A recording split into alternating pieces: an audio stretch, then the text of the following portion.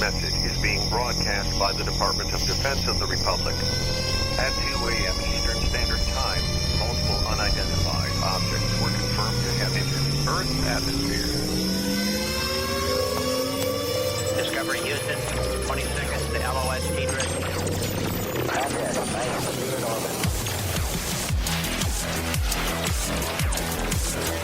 The first message that comes to you is you are a divine being. You matter. You count. You come from realms of unimaginable power and light, and you will return to those realms. The vast stretches of the unknown and the unanswered and the unfinished still far outstrip our collective comprehension. 5, 4, 3, 2, 1. Broadcasting from Forest Tower Studios, all the way from the Deep South. Now, here is your host, Joe Root.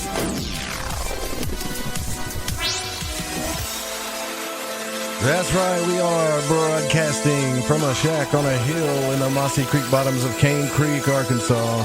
This is Lighting the Void, and I am your host, Joe Roop. It is Monday night, November the 18th on into the 19th, and it's kind of a special night here. We're going to do this once again, a listener night with the one and only Derek Murphy, a.k.a. the Nightstocker. Now, that's spelled with a S-T-O-C-K-E-R, Nightstocker, because that's what he does for a living, man. He stocks shelves at night. And so, yeah, we've had a lot of cool conversations with him as he's called in on the show. He's also contributed to some other radio show and podcasts. We thought it'd be fun to have him on this Monday night. And so, yeah, that's what we're going to do. Coming up next, also, don't forget the show is brought to you by GetTheT.com. Make sure you go get your winter pack right now and keep yourself from getting sick. Get rid of those intruders at GetTheT.com. Also, AncientLifeOil.com, the best CBD oil on the planet, and Metaphorical Archaeology with the one and only Barbara Faith Charlton. If you've had some paranormal trauma, give them a call at 214-995-3754. That's probably the best thing you can do right now. Sorry, I hit the dung button there. It's Monday, man. Mercury's almost done retrograding on us. And I'm going to do something else, too, since I'm going to Portland here on Thursday. I want you guys to come out if you're going to be there. Like, if you live in that area, please come out and give us a holler. Saturday at 7 p.m. at Paradise, I think it's Paradise Sports Bar and Lounge. I know there's an event there on Ron Patton's page. So if you live up there, come give us a holler. We'll be out there with Clyde Lewis and the Ground Zero gang. Supposedly doing some type of battle royale. I don't know if I want to battle Clyde Lewis. That'd be kind of rough, especially when it comes to conspiratorial knowledge, but that's what we're going to do. So with that in mind, what I'd like to do, because we're going to be going to a killer bookstore and Pals, I think what Ryan Gable called it, because he's going up there with me. And so what we're going to do is we're going to do a giveaway. From now, it's going to be a drawing, actually. And this is to raise money for our trip. So from now until Thursday morning, I would say early Thursday morning, from that time, we're going to do a drawing. So if you donate to the show, if you just hit the donate, you got to donate, let's say, at least $10. $5 ain't going to cut it. A $10 donation or more, you're going to be entered to win a drawing, which is going to give you a free T-shirt, a sack of Life Change tea, and a bottle of Ancient Life oil. Matter of fact, I'll one-up that. I'll say it's the winter pack, not just the tea. The winter pack, Ancient Life oil, and a T-shirt. That'll help us with the trip, and we've got 3 days to do it. We'll probably do the drawing that day. I'll probably get on the air or announce it, who the winner is. So, dig in there if you can and donate, and then you'll be entered to win in that drawing. Good idea, huh? I got that idea from a listener, and you know who you are. So thank you. Also, head over to UFOseekers.com if you want to keep up with the latest in ufology. That's where you go, UFOseekers.com. If you want to see the latest in UFO research via video, then you're going to want to go to YouTube.com/UFO Seekers. And if you've had a sighting, give them a call at 661-UFO-7889. I can't talk about these folks enough, Tracy. And, I don't know if you guys are missing out if you hadn't seen it, okay? Tracy and Tim do the best work when it comes to ufology. So, let's just bring on the Nightstocker. I think I've talked about everything, right? So we got Portland, We've talked about our sponsors, talked about UFO seekers. Yeah, so let's bring on the Nightstocker. Now, his real name is Derek Murphy, but he's an independent researcher diving deep into the fringes of Earth energies, portals, geomancy, the paranormal, metaphysics, pop culture, and the liminal messages being woven into the collective mind. Now, while maintaining a subtle profile of not having an official presence in the alternative media, he is there between the lines, absorbing information from all aspects and points of views, connecting the dots from the unseen realms and the inner workings to the consciousness of the mundane and beyond. And it's good to have you, brother. You're going to go for the long ride tonight on Lighting the Void. How you doing? Wow. What's going on, Joe? What's going on, Void Walkers? That was a really great intro. You know what he Amazing said? I wasn't sure what you were going to say. He said, I don't know if I'm going to be able to chat as much in the chat room tonight while I'm doing the show, huh? Well, welcome to my world. Everybody gets mad at you when you miss their questions. I'm afraid I'm going to hit a button or something and mess everything up. But I do that all the time. I'm with everybody in spirit, and I'll be watching the chat probably. So definitely. tell me, brother, what was the first thing that got you into all this? Was it Art Bell? Was it Coast to Coast? What was it? Was it Clyde Lewis? You started somewhere. This specific research journey I can credit to listening to a lot of high side chats and a lot of Clyde Lewis, and a lot of the typical ones in this fringe community. But as far as the big picture stuff, I really didn't get into anything fringe probably until early in college. And I think the first thing I usually credit for waking me up was the two documentaries by Ben Stewart, Esoteric Agenda and Kymatica, where he points out kind of the big overall picture and how the elites are all related in the big grand scheme of everything. It's kind of a big toss right in the deep end. And then also one of the first things I remember is Alex Jones' documentary Endgame, and I just remember him being outside of Bilderberg with a megaphone yelling. And this is the first time in my life somebody said that there maybe there's more going on behind the scenes, that all the elites in the world are meeting literally once a year in a place, and people don't talk about it. Yeah. And that was kind of the first thing I remember. And then from there, it's just kind of consuming a lot of content. And now, working overnights the last 5 years, my job is literally to just stock shelves as fast as I can. And I'm by myself in my own designated aisles, and I just have my headphones on, and I crank through hours and hours and hours of different stuff. And then a few years ago, I noticed that a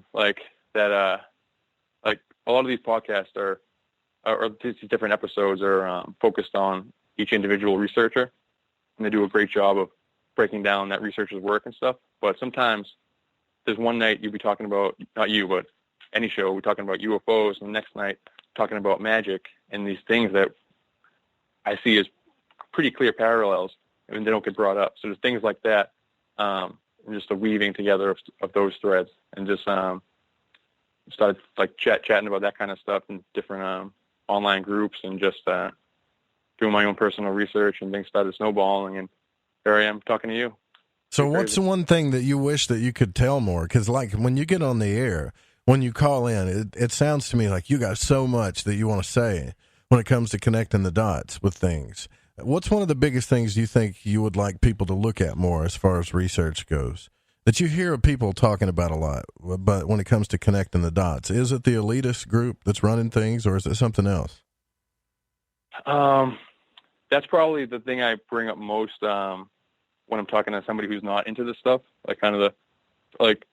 Back probably say 2010-ish, I was more heavy into regular politics. I consider myself well informed.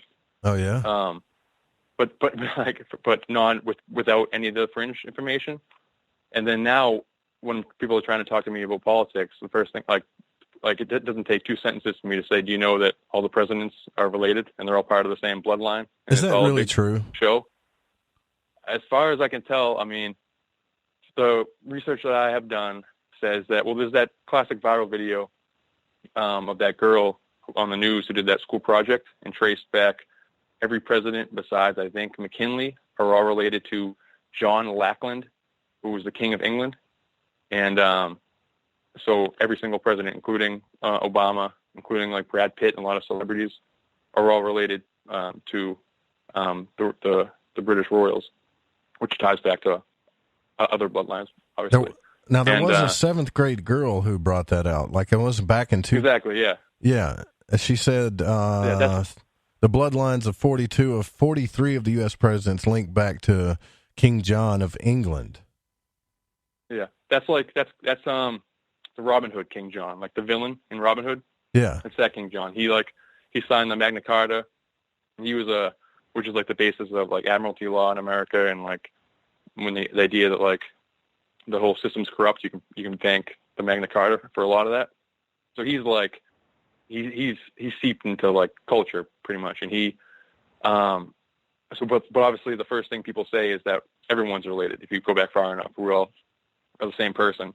You're my cousin. I mean, yeah, but like that's true, but we're not all ancestors of British royalty directly like that. So if, let's say, conservatively, there was 1 million people when John Lackland, King John, was on the planet, none of those people get to have their descendants be president. Like, it's one guy. There's one bloodline. Like, say, King Arthur, for instance, was like, put the sword back in the stone and said that, like, the one who pulls it is my descendant, my direct descendant, has to be part of the King Arthur bloodline. Every single person in America can't pull the stone out because we're all related. Like, there's a thing called bloodlines. And as far as I can tell, you have to be part of this bloodline to be president. This isn't part of like the research that I was planning on talking about, but this is like definitely one of the most glaring things. And some people obviously say like, well, what about Trump or Hillary? And they're actually, I looked this up as soon as like before Trump was even the candidate, that they're 18th cousins, I think it is, and their common ancestor is John of Gaunt, which is the grandson of John Lackland. And he wasn't king, but his brother was king, and his sons was king. So it's like whichever one you pick. I mean, and everything's just so divisive politically that John, that's usually the first thing.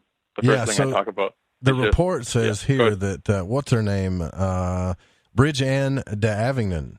She traced 43 presidents, male and female family lines, and discovered that 42 are linked to King John Lackland, known for signing the Magna Carta in 1215. And she said that they all have the bloodline or trait of wanting power. Now, this was done by a 12-year-old that went to Monte Vista Christian School in Santa Cruz, California, and she began this project with the aim of just tracing her own ancestry.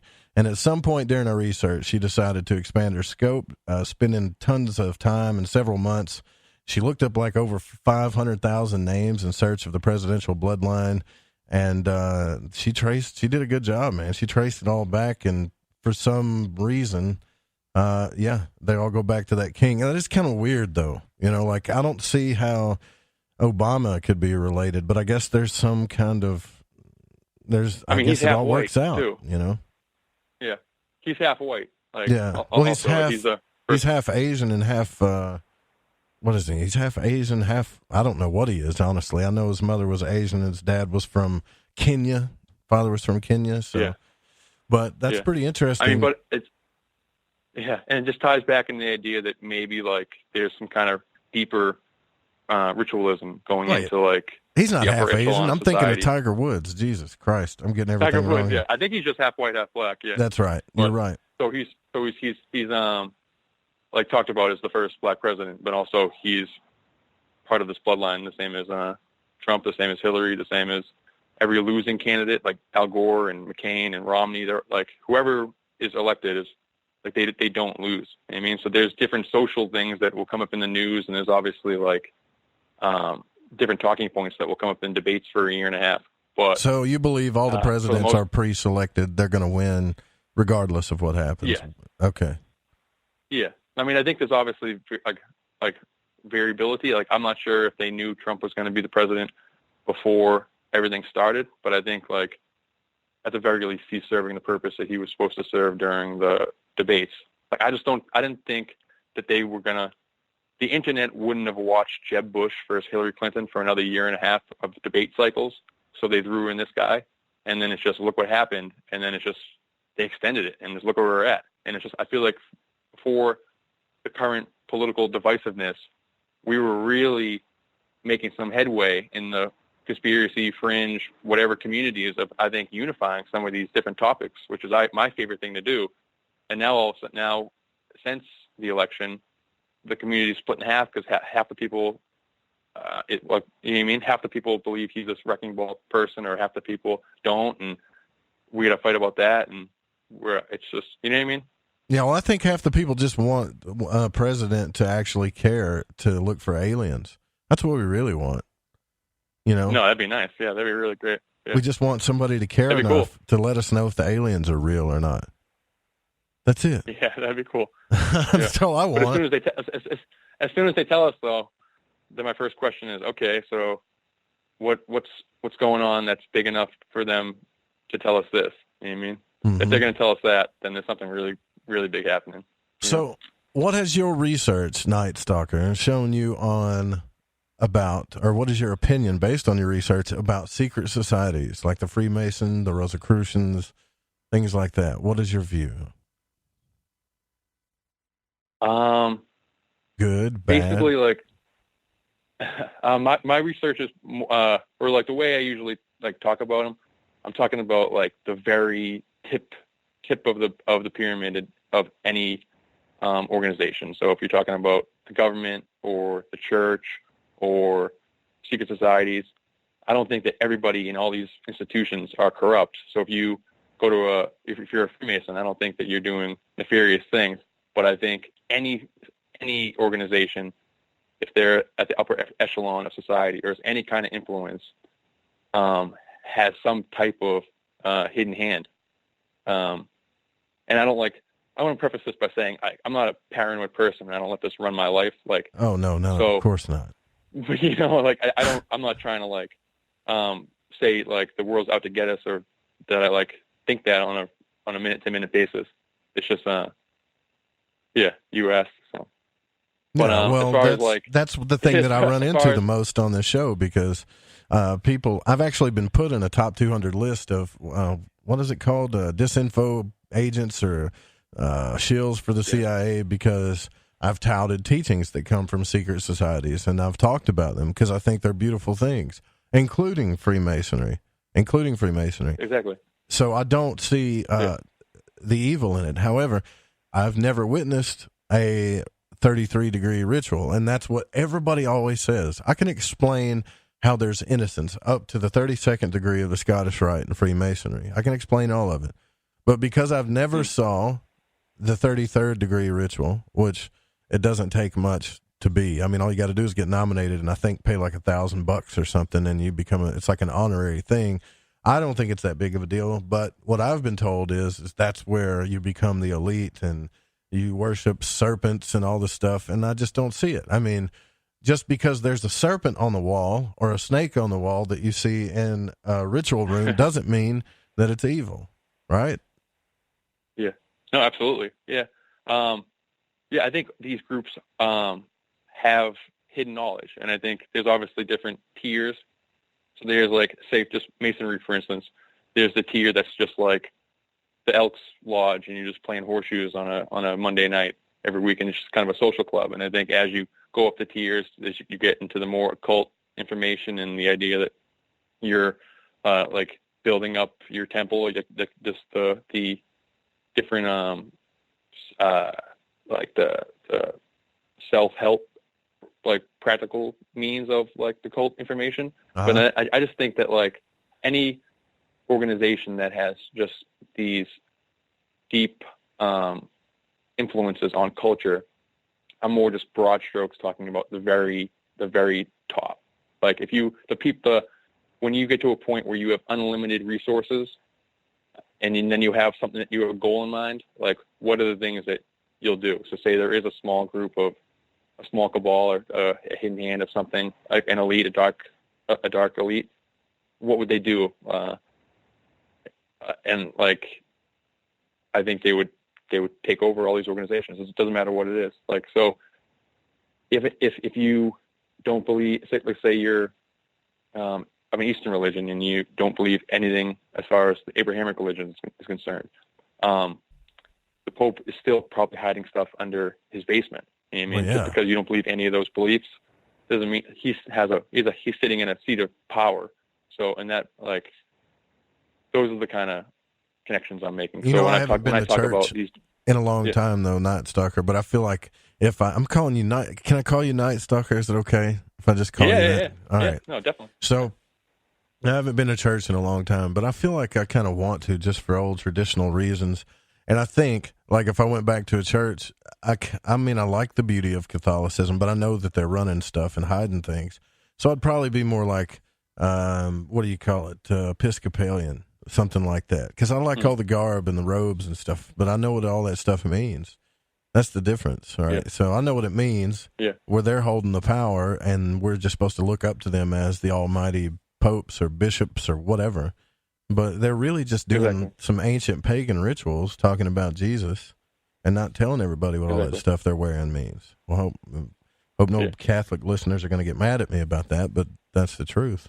Yeah, I grew up Catholic, but I haven't been to church in a very, very long time either. Oh. But my belief is that there's esoteric gems buried within any of these ancient belief systems, all of these ancient belief systems, and that it's the dogma built on top of it. That's the problem, you know. So that you can dig enough, you'll find the truth.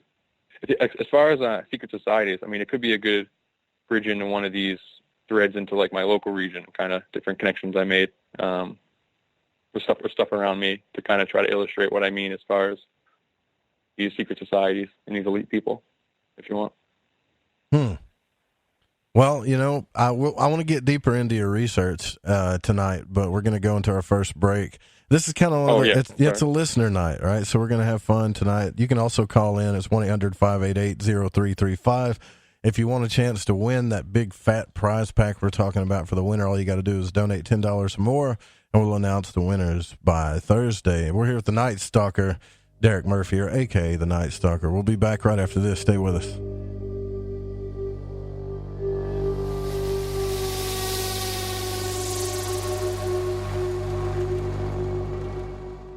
Did you make contact? This is Corbin, son of the one and only Joe Root, and you're listening to The Fringe FM.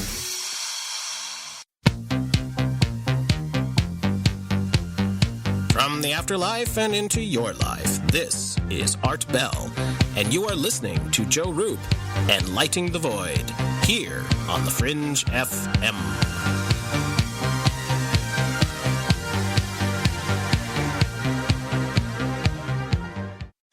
By now we can get the information. I love magic, and on Lighting the Void, each and every week, you will get to hear shows about magic, mysticism, and many other subjects that stretch your mind and imagination. So when I got my mind on the magic and the magic on my mind, I listened to Lighting the Void on the Fringe FM. It's magic. May the gods look with favor upon you. You're wondering what we're going to do to you, aren't you? Hey, this check is wrong. I worked a holiday and 7 hours of overtime. Not getting paid correctly is a real pain. It could also hurt our boss if our company provides out-of-compliance checks. That's right, construction companies doing business with the government can get fined, or officials of the companies can go to jail if the checks aren't right. It's a law. The Davis-Bacon Act has 30 compliance issues for every check, but there is an easy way for construction companies to be in compliance. EMARS offers Compliant Client, a web-based system that finds and corrects all 30 of the possible out-of-compliance check issues. Users of Compliant Client report an 80% savings in time and money. Running a weekly payroll usually takes about 5 minutes. All 15,000 plus clients of EMARS have never had a legal compliance issue. Plus, they sleep better on check day. Contact EMARS at emarsinc.com or call 480-595-0466. Introducing Shadow Light Tarot from Waking Canvas. The Fringe FM's new contributing artist, Eric Tesey. This hand-illustrated black and white self-published deck serves as a reinvention of the tarot, never before witnessed. Each of the several suits of this 88-card deck lineup form an infinite panoramic scene. Even the included visual companion guidebook is entirely hand-illustrated, cover to cover with beautiful visuals and esoteric symbols and artwork. The newly released deck comes in a custom magnetic box with its own travel pouch. The Shadowlight Tarot Premium Deck and its travel-sized mini deck Wonderlight Tarot are both available now from wakingcanvas.com. If you use the code word FRINGE, that's F-R-I-N-G-E at checkout, you'll receive an extra 10% off your entire order. To discover more, including a free reading and time lapses of all the illustrated artwork, make your way over to wakingcanvas.com today. That's wakingcanvas.com. Come, walk through the mossy creek and up the hill. Never mind the flashing lights and otherworldly shadows. They stay hidden within the trees. Come, step up to the shack and begin your journey to the answers that you seek. This is Lady Anne, and you are listening to Lighting the Void on the Fringe FM. Alright everyone, this is Justin from the UK. Excuse the chitty. If you're into the Fringe and you want to hear the brass tacks, me old China plate, Joe Roop and his guests on Lighting the Void will open your mince pies. You need to shut your northern south and use your 10-speed gears and listen to them bubble. You could hear a Barry Crocker, no Brussels, but he ain't no holy friar. Anyway, you beat a Barnaby Rudge and take a butcher's.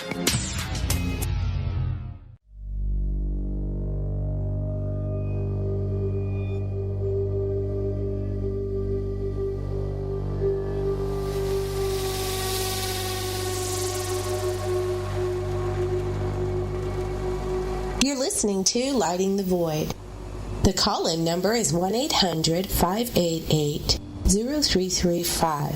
If you would like to text, you can text in at 501-777-5631. That's right, we're here with the Nightstocker. Derek Murphy's here with us tonight. It's another episode.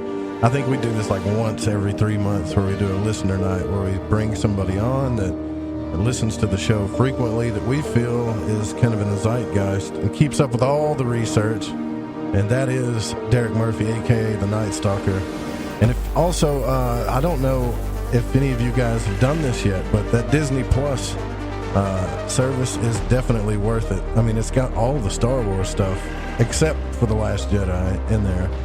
And it turns out that J.J. Abrams says The Rise of Skywalker didn't have to change Leia's story at all. So with just 1 month to go until this movie comes out, The Rise of Skywalker, it's going to hit theaters. The publicity blitz for the final chapter of Skywalker's saga is really heating up. Unfortunately, of course, the late Carrie Fisher can't be a part of the proceedings, but the Star Wars legend has been said to get sent off in a really, really beautiful way, which I can't wait to see. And if J.J. Abrams is to be believed that the passing of Carrie Fisher didn't have an impact on the story that they would have crafted for General Leia. So this is his quote. If any of you guys are Star Wars nerds like me, he said, "There are scenes where she's interacting with other characters in a way that is uncanny. Hopefully, if it works, it will be an invisible thing. And if you didn't know, you would never know." So they're hiding stuff in plain sight there. But they've got to tell the story of Princess Leia. Now, speaking of things hidden in plain sight, Nightstocker, you've talked about that quite a bit, right? Like how all of the churches and all of these things are on ley lines, and it's kind of like there's conspiracy 101, let's just say. In your mind is the original theory, like ley lines, a unified theory, stuff hiding in plain sight. Is that kind of where your research starts off at? Yeah. So kind of well, first, did you see that they canceled that new trilogy, the new Star Wars trilogy? Yes. The Game of Thrones guys were supposed to have one. Yep. They're doing the Netflix thing instead. Yeah, of course. So they're going to do that. That's too bad. It's better for them. That was going to be the beginning of the Jedi, like the Jedi origins, which would have been some pretty esoteric stuff, I bet. Yeah. Well, there's all kinds of esoteric stuff hidden in there. But yeah, when you look at like the ley lines and stuff, this is something I looked at too. And I don't know if you guys ever remember, there's a game that you could play on your Android phone, and damn, I forget what the name of it's called, but you actually go to like churches and cemeteries and all kinds of stuff, and you battle this other team or faction, so to speak. Pokemon Go? No, it's not. It's like Pokemon, but it's something different. I played the hell out of it for a long time. But what I started noticing, I'll figure out the name of it here in a minute. It's on the tip of my tongue. But what I started noticing is all of these places in these games were also places like that were on ley lines. It was at churches, cemeteries. Every now and then it would be like fire stations and stuff, but mainly churches and cemeteries. And I was like, why in the hell is it always at churches and cemeteries? Well, there's a theory that these places hold power, or they're like energetic spots or portals. What do you think about that? Yeah, exactly. I think a good way to think about it is like the best acupuncture or acupuncturist putting like hundreds or thousands of needles all over the human body, and how they say we have the 7 major chakra points, and I like to kind of translate that onto the earth body and imagine the major chakra points might be like the classic places like Egypt or Jerusalem or London or Washington, D.C. or stuff like that. But we have, just imagine thousands of smaller needles on the earth body of varying sizes with different importance. So some will be government buildings, kind of defense contractors or major religious buildings. But then to the smaller scale, did I lose you? Man, I lost the guy. But I'm still trying to find are you there? Because I think you kind of cut out. Oh, no. No, you're here. Go ahead. Keep talking. You're fine.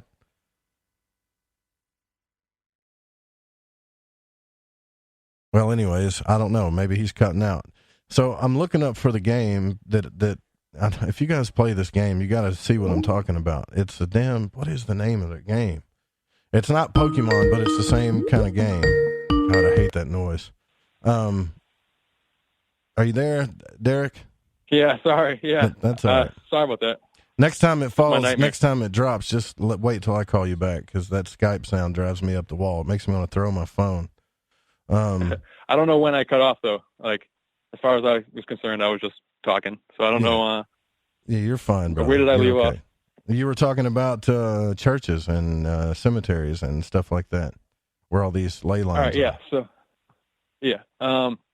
So I think that there are these nodal spots, or these window areas, or these like vortex portal locations, all peppered around our backyards, and they're all over the place. They're like, you'll see links online for like 10 portals, and they'll give like the pyramids and the Stonehenge, these major things. But I think to varying degrees and smaller scales, they're absolutely everywhere. And that like the ancients, like the whatever you want to say, the pre-flood cultures, or the Atlanteans, or this global maritime civilization that has this ancient knowledge, they're talked about as if they use this network of energy as tools in their society, and that the indigenous cultures could like see this energy, and they base their entire societies around these energy points.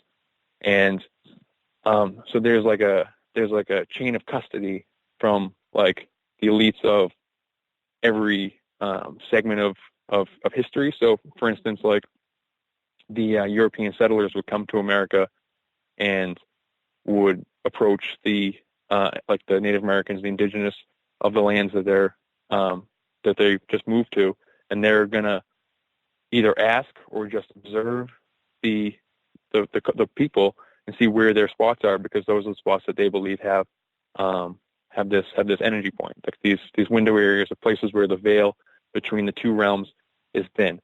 And I think like as like a major concept, the ley line concept in these portal window areas is like a glimpse into like the kind of the bigger fabric of reality. It's kind of like the Indra's web, to use like a Hinduism, that connects, that like links the entire universe together, is this network of energy that like permeates through everything. So the ley lines are like a 3D manifestation, or like the manifestation of this energy, this universal cosmic web on our plane of existence that we use. And I believe this information is possessed by the upper echelon throughout history. So, and you said Mary Joyce did an episode like that called "The Hiding in Plain Sight," right? Yeah, she's the one who first mentioned golf courses and these like more common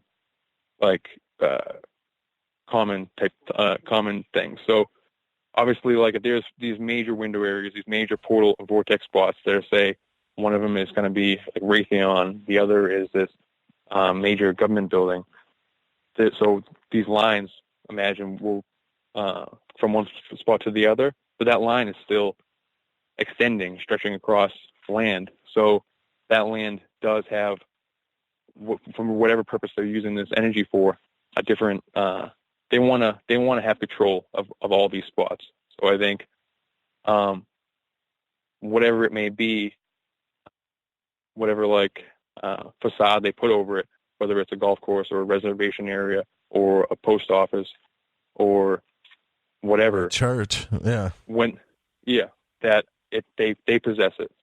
So the church example I usually give is like in New England. They say like when they were building the towns, that they would put the church at the center of every town, so that each person could be equidistant to God, which sounds nice, but I believe that that's just the exoteric version of they found out where these vortex areas are, and they put the church on it because that was the power at the time, and then they built the town around like the architecture of the actual town was built around these nodal areas, and that's just an example of the kind of energy spots that I mean. Yeah, that is interesting. So the name of that game I was trying to tell you about was called Ingress. I used to play that, and you would have to drive, like you could drive around your neighborhood, and there would be, if there was a church or a grave site or cemetery, you would actually pull up to it and just sit there and battle. And it's almost like when I looked on the maps of where people said these portals and stuff were, it lined right up with this game, Ingress. Now, this game, Ingress, is run by Google, and we all know what Google's been up to lately, so it did seem a bit conspiratorial to me. It's almost like if we have energy that we're unaware of, then they put us in these places, and there is some type of magical force, I'm telling you, that happens when you get into ritual or ceremony. And where do we have these places at? Like, where do we do the most ritual or ceremony, even if we're not practicing magic or we're not doing things of that nature? We're just regular human beings. Well, there, of course, churches and cemeteries. These are the places where we have rituals and ceremonies and things like that.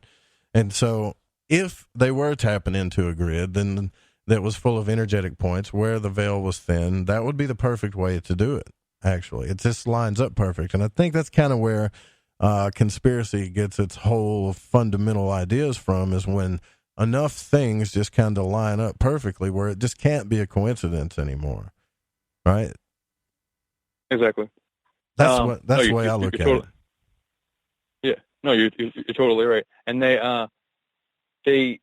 use these energies like in scientific experiments too. Like CERN is on, like in ancient times, they're like the spot they put CERN on is supposed to be the convergence of two ley lines, and it was called the hell melt back in its day. So like that's where they do these. They're trying to open portals. So they're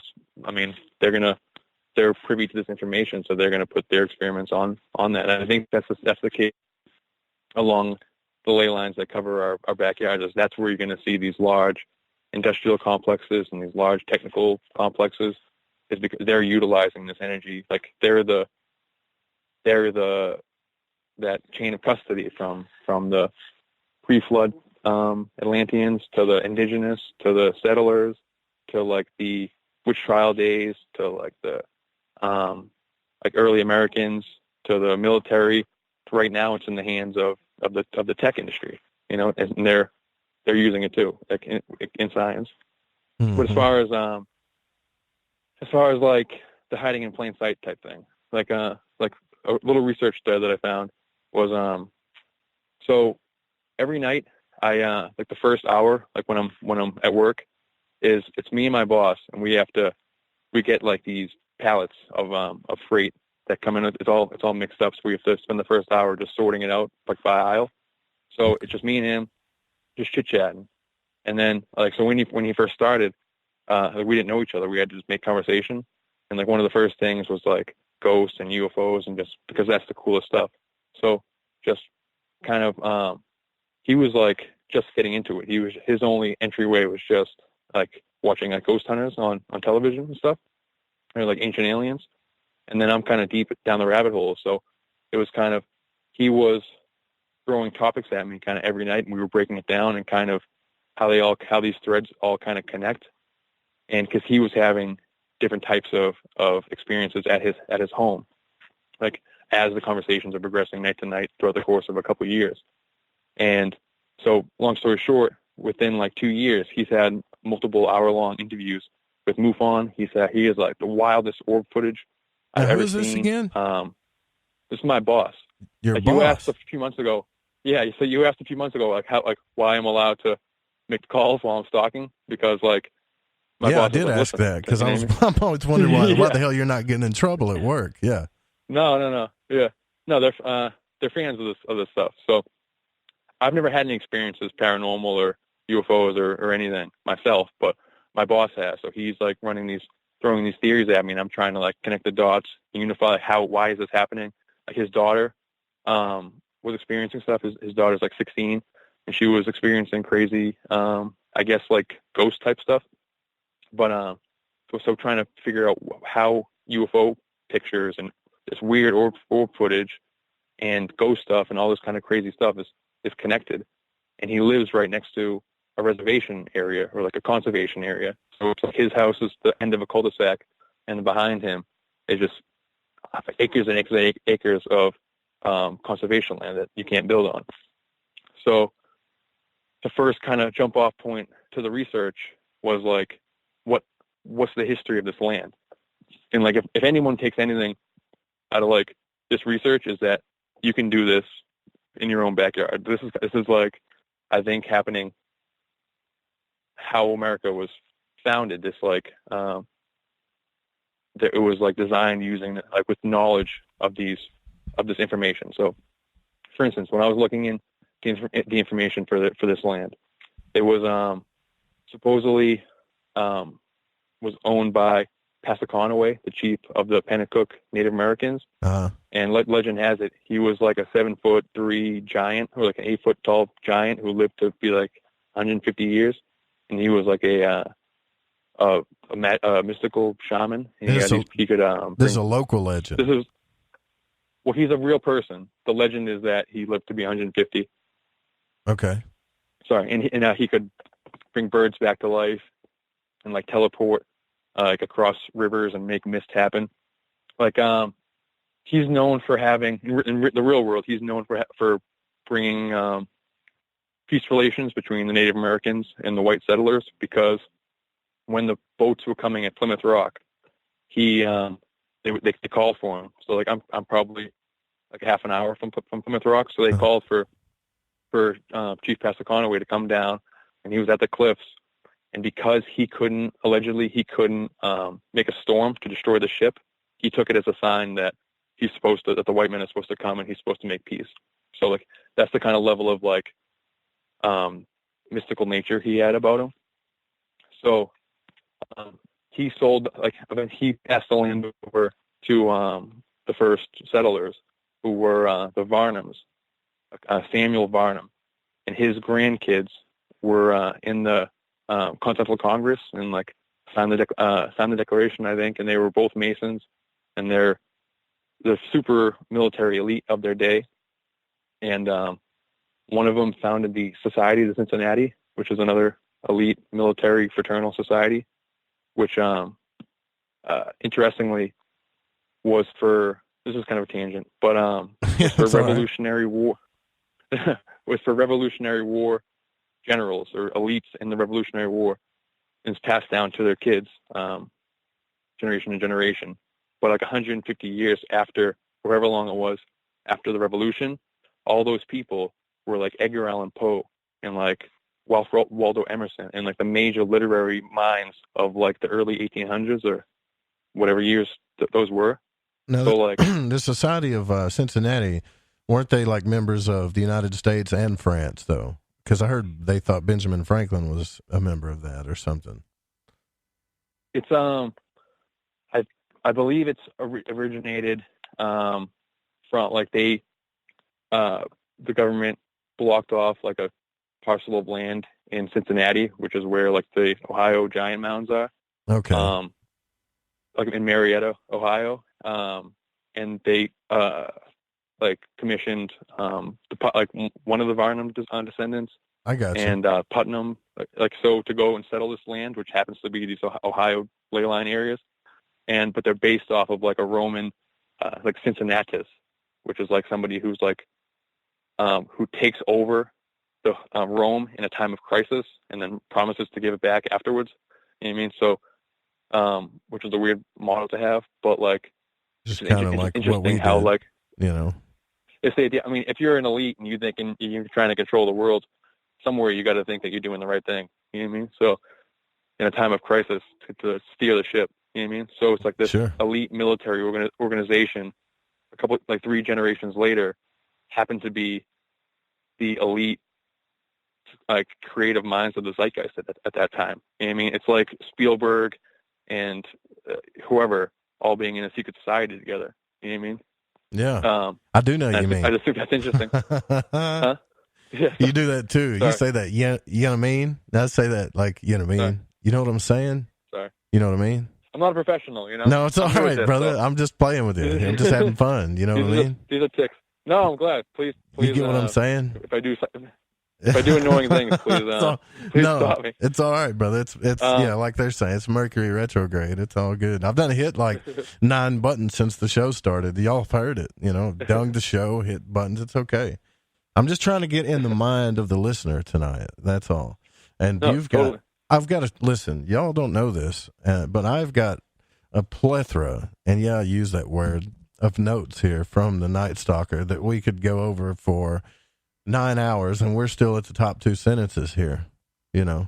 So. Yeah. No, it's tough. Like every single one of these things is like they all, that's what I mean. I'm connecting just all these threads together. So each thread on its own was like somebody, like, you know what I mean? Sorry, I did it again. But, I've got you thinking about it now, don't I? That's what sucks. So I want to think about it. I don't want to do it anymore. And I want to. It's okay. It's okay. And I want to talk slower. It's all right. The point of me saying all that other stuff though was to say that the belief systems of Passaconaway and the Pennacook Native Americans was they did their rituals at marshland because they believed that was the crossroads. That's where the veil was the thinnest because the water and the realm, the 2 different realms on the physical plane merge, so that on other realms, that's where the seen and the unseen are also merging. Right. So they would induce these altered states in the marshland using, it's like the research I found was herb to do these underworld rituals, these to go in the underworld and come back and gather information. And then, do you know what types of rituals they were, though? I mean, do you know if they were Masonic rituals, or do you just know that they were doing some type of rituals? That's all that we know. I think it's the Freddie Silva calls it the art of the initiation ritual, whereas you go, which is what like the Jesus story is based on and stuff, where you go into the astral plane or the other side, the underworld or whatever. For 3 days or X amount of time, and then come back with information. And like different cultures vary on the different things within that. But yes, that's what they're doing. Like they're going to the underworld and taking something back.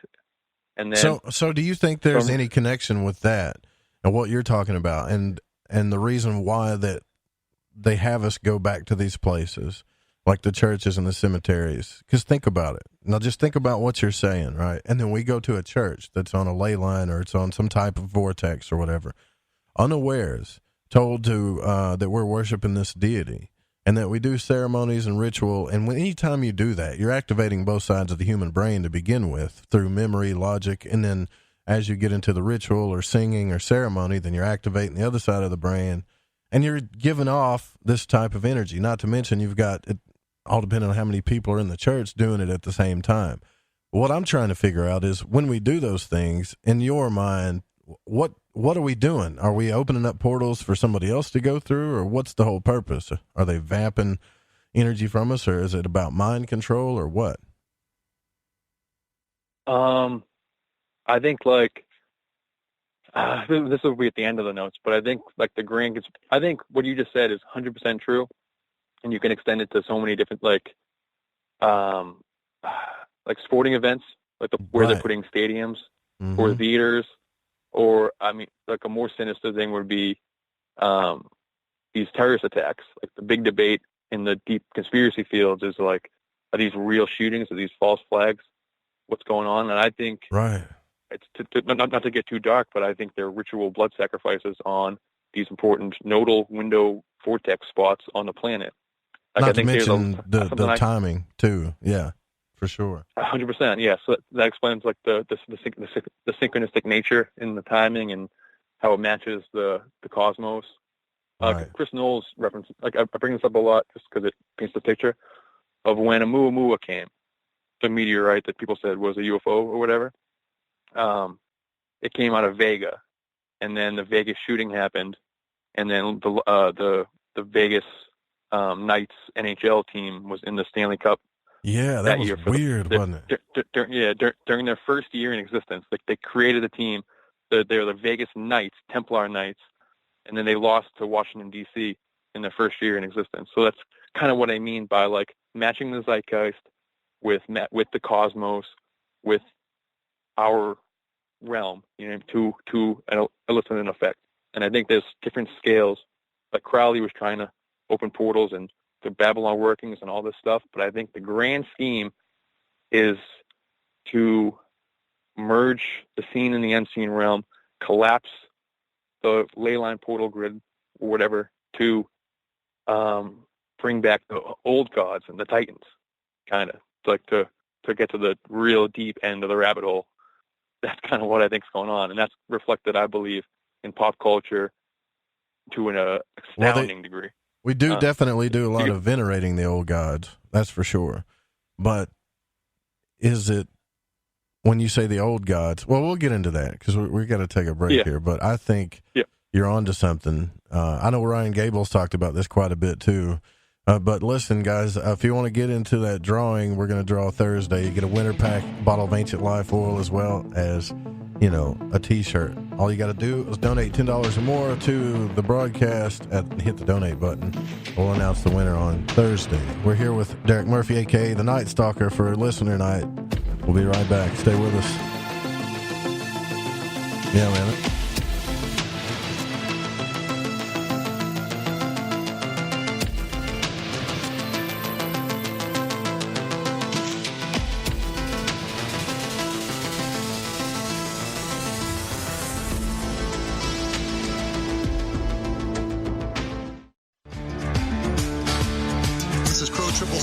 And you are listening to The Fringe FM.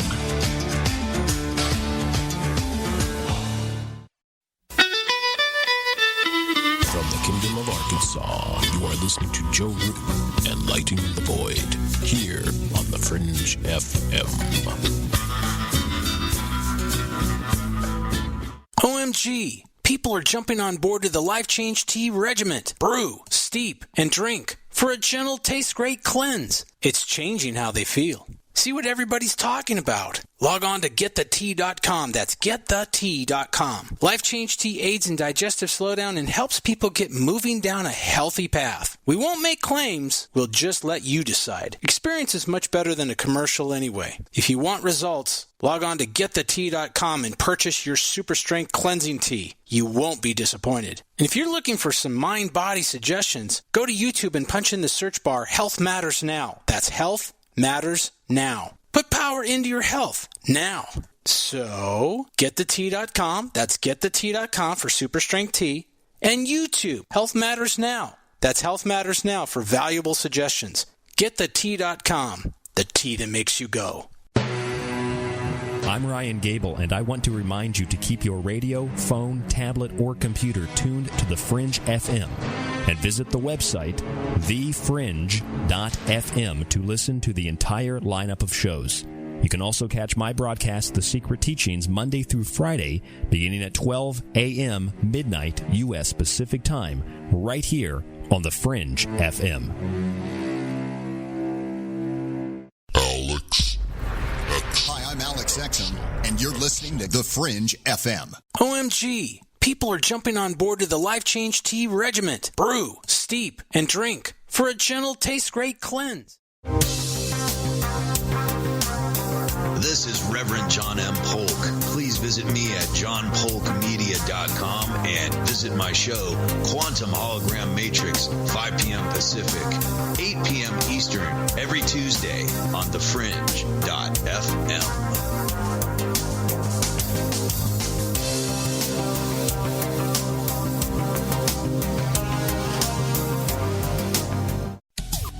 Hey, Fringe FM listeners, did you know that when you're on the road with limited data or no Wi-Fi available, you can still listen to every minute of the Fringe FM by calling 701-719-3971. No smartphone app or internet needed. Saves your data plan and no extra cost if you have unlimited minutes. Call 701-719-3971. That's 701-719-3971. Listen to the Fringe FM on any phone, anytime, anywhere. Hey, is that a new music app? Yeah, check it out. Surfer Music Discovery. It links to thousands of online stations, but the twist is you see the song names and artists that are now playing live. That's different. No guessing. Looks like a waterfall of music. So many formats. Rock, oldies, country, R&B, jazz, and a whole lot more. How's that spelled? Surfer. S-U-R-F-R. Is it expensive? It's free. No need to sign up or sign in. Get the Surfer Music app free from Google Play or the App Store. Hola, Fringe listeners. This is Dave Cruz of Beyond the Strange, and you're listening to The Fringe FM.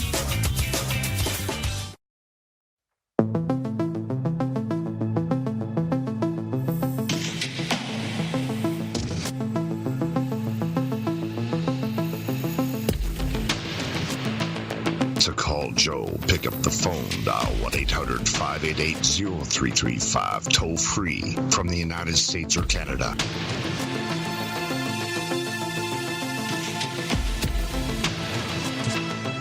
The Nightstocker is with us tonight. It is listener night. Derek Murphy, a.k.a. The Nightstocker, is with us, and we're going down just the whole conspiratorial line here. And look, I'm with you on this stuff too, man. Did you know too that? Did you listen, Derek, to that show with Claude Swanson by any chance? What day was that? Yes, I did. You know where he was talking about how everything was like 2 days ago. Yeah, where he was talking. I want to get into that too because I'm going to touch on that. I promised everybody I'd get into that to where I could tell them where the occult rituals and magic actually lined up to what he was talking about with torsion fields and stuff. We got our first caller, totally, man. Yeah. So you're already drawing callers in. You're doing good. Think about that. Hold on a second. Let me make sure we got all this lined up right too. But if you're drawing callers in, then you're probably doing better than me. So I've got to give you that. Hopefully. So, yeah, you're on the air. It looks like, what's the area code here? 360. Who are we speaking with? Oh, hi, this is Lindsay Sharman from Rosary. Okay, hold on just a second, because just 1 second, we've got a little glitch. It's that Mercury retrograde stuff going on again. But no, seriously, I understand what you're talking about. I understand that what you're saying is it does add up. It's just a lot of stuff that adds up that I can't get past the fact that I think that it's just stuff that kind of adds up that we're putting together in our minds that we really don't have definitive proof for, but it still is fun to talk about. And with your notes here, if we can get down to the bottom of this thing, then maybe we can just say, okay, damn it. There's just way too many stuff that adds up here. Let's take this caller. I got a pretty cool one. Let's see if I got the caller right here. 360 area code. You there now? Hello. Okay, yeah, there you go. Who are we speaking with? Can you hear me? Yes. Hi, this is Lindsay from Roadways. Lindsay. Yeah. What's on your mind? I was just wondering, because you guys are talking about how Derek was saying that these points that they've placed kind of important locales for people to go to, and often, like you were pointing out, Joe, that there would be rituals happening there, or maybe high emotional flow going on there, and they're kind of taking this and maybe harnessing it and directing it possibly for nefarious reasons. But I was wondering if Derek had any ideas, if there's any ways or how people could maybe use those same sort of points, but for their own ways, for positive ways maybe, where we can kind of take that back. That's a good question. That's a great question. That's full disclosure. This is my friend Lindsay, and she's amazing. She hosts an amazing podcast called Rogue Ways that everyone should check out. Very nice. Good plug there. Actually, hoorah! It's one of the only other podcast appearances I've ever been on was hers, which gets into like this research. But to answer her question, I honestly don't know. I like one practical thing I think that could come out of this type of research is like a map, like to if part of this like knowledge of the structure of reality, like overlaid on our plane, is something that the elites have that separates them from us. If we can do this type of research to map these things in our backyards, and we put that all together, we could have a greater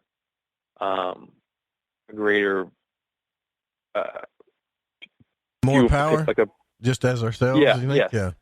yeah. But part of it is that I don't think we have I don't think we control these lands. Like I think they have them. Like they're on reservation lands and government buildings, et cetera, and that we don't like we live beside them and stuff. But I don't think that per se like person's house is. But you could though, right? So, see, let's say if you took one of these games like Ingress or whatever, and you played it on an off day, and they do certain planetary alignments on certain days and certain hours stuff, but you can mix match all that stuff. You could actually, let's say you went to a church and you could say, okay, you have let's just say a community of truthers or occultists, and you come up with your own rituals and stuff to take power back. You go on these lands and do this stuff unawares. A lot of this stuff is public land. You don't have to go in the church. And as long as you don't tell them what you're doing, they can pull up and say, what are y'all doing? Oh, we're out here praying, sir. There you go. No, that's definitely true.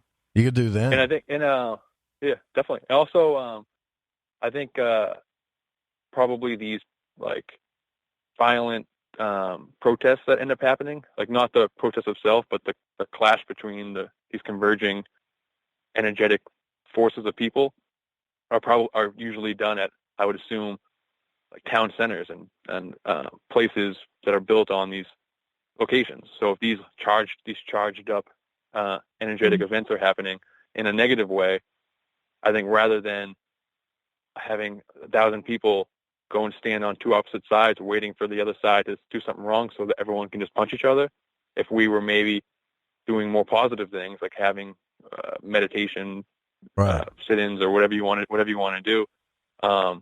Instead, that could be something that could elicit a positive outcome, maybe.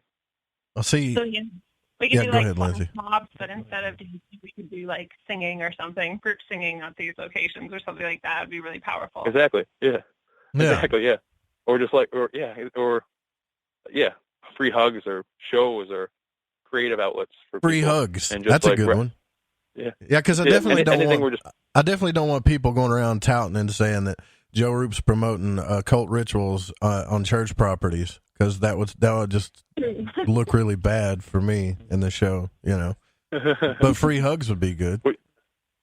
Either anything to like they're trying to, this hidden hand or whatever you want to say is guiding us in into conflict in various aspects of society. So any way we can turn these conflicts into something creative or something that brings us closer together, something that just brings any kind of good you can possibly think of, is a success.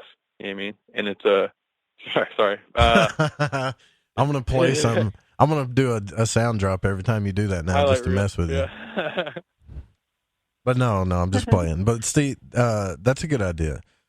But I think in order for people to understand this better, and I am going to say this and not really care, even though I know they'll be dabbling when I say it, people need to understand the occult. They need to understand astrology. They need to understand the Hebrew language, gematria, the tarot, the initiatic story behind the tarot, the tree of life. Huge. I mean, especially when it comes to Western occultism, you really need to understand this stuff and then see how it integrates with Eastern teachings as well, so you can see what's really going on, not just, assume it. Because if you can see these things, you can put numbers to lines to times to it every time. Now it gets a little bit more interesting because it's not just an educated guess based on your research. You can actually line up the dots, so to speak. Exactly, and they know this stuff. Like the big day. Like they're interested. These are the things that they're interested in. They're like, the classic example is World War II and the SS and the Thule Society and everything. If you watch Hellboy, the opening scene of Hellboy is the narrator creeping up on a ritual by the Thule Society, like who are the Nazis or whoever, like the occult contingency of the Nazis, quote unquote, doing a ritual on the convergence of two ley lines to open a portal to create Hellboy. You know what I mean? And that's they did that kind of stuff. That's what they actually were doing. So, and that's didn't stop with them. It's the, like, everyone talks about the occult aspects of NASA and the namings of these companies and the elites in the science and technology and government. They are heavily invested in all this stuff. So I personally myself, I have never practiced magic, just because I'm a little afraid of it. And you don't have to practice it. Just study it and understand it. Yeah, but the study of it, yeah, I think if you're not diving into these things, at least intellectually, you're at a disadvantage, big time. Yeah. Yeah, I do know what you mean there. And you got any other questions for us while we have you on the line there, Lindsay? I was going to ask another thing, and it totally slipped my mind right now as soon as you asked that. I was actually waiting for a break to ask it, and I totally... Well, that's... It came to me. If we did know, like if you're Derek, we were proposing that people go into their kind of backyards in their cities or wherever they're at and try to figure out where these places might be and kind of map them. And then, Joe, you're saying if we understood the occult more, or maybe like astrology more and the timing that they might do things, then I wonder what you guys think we could do with that, like maybe predicting the types of things they might try to pull off or where they might be garnering energy to pull them off, these types of things, and what maybe we could do with that sort of at a prediction level. And I'm going to take that off the air, and I love what you guys are doing and having fun listening, and thank you for doing it. Hey, wait a minute. Plug your podcast one more time while you're here. Give it. You should. Oh, yeah. Everybody go. Thank you. Everybody go check out Rogue Ways, ROGUE, not Rouge, but Rogue. Go Rogue. Yeah, thanks for your call. Podcast. Thank you so much, Lindsay. Thank you. That is a good point. Like, look, get all you got to do is study correspondences. That's what magic is all about, is what corresponds with what. Everything is timing. The tree of life is huge. What Sephiroth or what path it's on, the Hebrew letter, the gematria. Everybody should have Crowley's. It's not actually Aleister Crowley's book, by the way, but it's Liber 777. Get that book. It has every correspondence you can think of in there. Plus, there's another book everybody should get, too. It's called The Magician's Companion by Bill Whitcomb. Now, if you've got these two books and you're a conspiracy person, you can connect the dots in ways that other people can't imagine and really understand the tree of life. And you'll see how people are using the planets, they're using the elements, they're using what's on the tree, the Sephiroth, the number, the Hebrew letter, the hour, everything, right? And when you put all that together, you've got yourself a ritual. Now imagine how, like you were talking about earlier, Derek, right? With when we do ritual, when we put off this energy, when we're connecting our right brain with the left brain, so to speak, and we put off this energy, when we put off this energy and we put our focus on something or certain things, it exonerates these things. Now, Ryan Gable's brought this up quite a bit, how they put these symbols in halftime shows. I mean, it's blatantly obvious, right? They put pretty much all of the old gods, the old planets, and all of the fundamental occult principles inside these halftime shows, and you can see it. They do it in movies, they do it in shows, they do it on Netflix, for God's sake. They do it everywhere. But where they don't do it is in social media. Why? Because they don't want you spending your time on social media trying to figure things out. They want to keep you guys fighting amongst each other, so when you do go watch the halftime show, you get all emotional, and all of these symbols just tap into your subconscious. And as soon as your emotion gets involved with what's going on, then it attracts it. And now, you know where I learned that from? Actually, a listener, Amandala, had me read Joe Dispenza's book about how we do manifesting things in the manifesting world, which is what the Tree of Life is all about. When we focus on something and we put our emotion involved with it, in other words, let's say you and I, we focus on, I don't know, a new radio show, or we want something to happen. If we get our emotions involved, basically what we're doing is we're broadcasting a signal out to the manifesting world and the universe, right? And the longer we keep that dialed in, and the more potent we keep that dialed in, the more that it becomes manifest. Now, look, that's the secret, right? Everybody knows that part, the secret, so to speak. But where you really add the sauce onto it, where you really add the sprinkles on the cake, is when you use the planets, the hour, the time, the Sephiroth, all of the stuff on the tree, all of the magical correspondences in there. That's when it becomes really big. And to make it even bigger, you have a whole bunch of people doing it at once. That's what's going on, folks. Now, who the hell's doing it? I don't know. I don't know if it's big men, right? I don't know if it's people in power, or if it's just forces behind the scenes, which that's a whole other conversation that really freaks me out. Did I just give away all your notes there, or should we start from the top? No. I mean, I was letting you go. That was 100%. That was right on the money. And see what happens. I just gave away all his notes, and he hung up on me. I hope I didn't make him mad. Man, what happened there? You just left? Are you back with us? Yeah, no, that was sorry about that. No, that was amazing. Yeah, that was right on the money. That's what I think they're doing. So you mentioned the halftime. Kind of it's tough to all these things. It's tough to get into each individual thing. But you mentioned the halftime show, and you mentioned sports and these major events and the timings and everything. So Lindsay mentioned the predicting when these events could happen. So for instance, for that, I was getting real big into this Titans, the collapse of the realms, the collapse of this ley line portal grid to bring back literally the Titans, the Nephilim, the old gods, the Lovecraftian old ones, et cetera, et cetera. Oh, really? Okay. That's what I think is happening. That's what I'm seeing in the media. So when I was deep into this was when Godzilla had come out, and he was the king of the Titans, and he's that whole commercial, that whole movie. They said Titans, and they're to take their rightful place as rulers of the planet so many times. It's in the trailer, so even if you didn't watch the movie, you heard it a million times on ABC. It was happening at the same time as the Raptors were making a NBA Finals push, and they're the dinosaurs. And there was a major cross promotion symmetry. We're approaching commercial eventually, so I'm not gonna, this is a kind of a major thread, so I'm not going to get into it.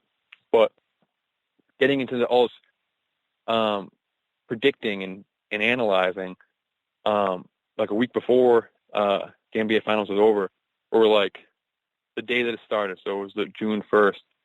I was like looking at the dates and looking at the themes, and I said the Raptors, who've never won a championship before, are going to win on 6/13 because this fits this what's happening in the zeitgeist and the dates, etc.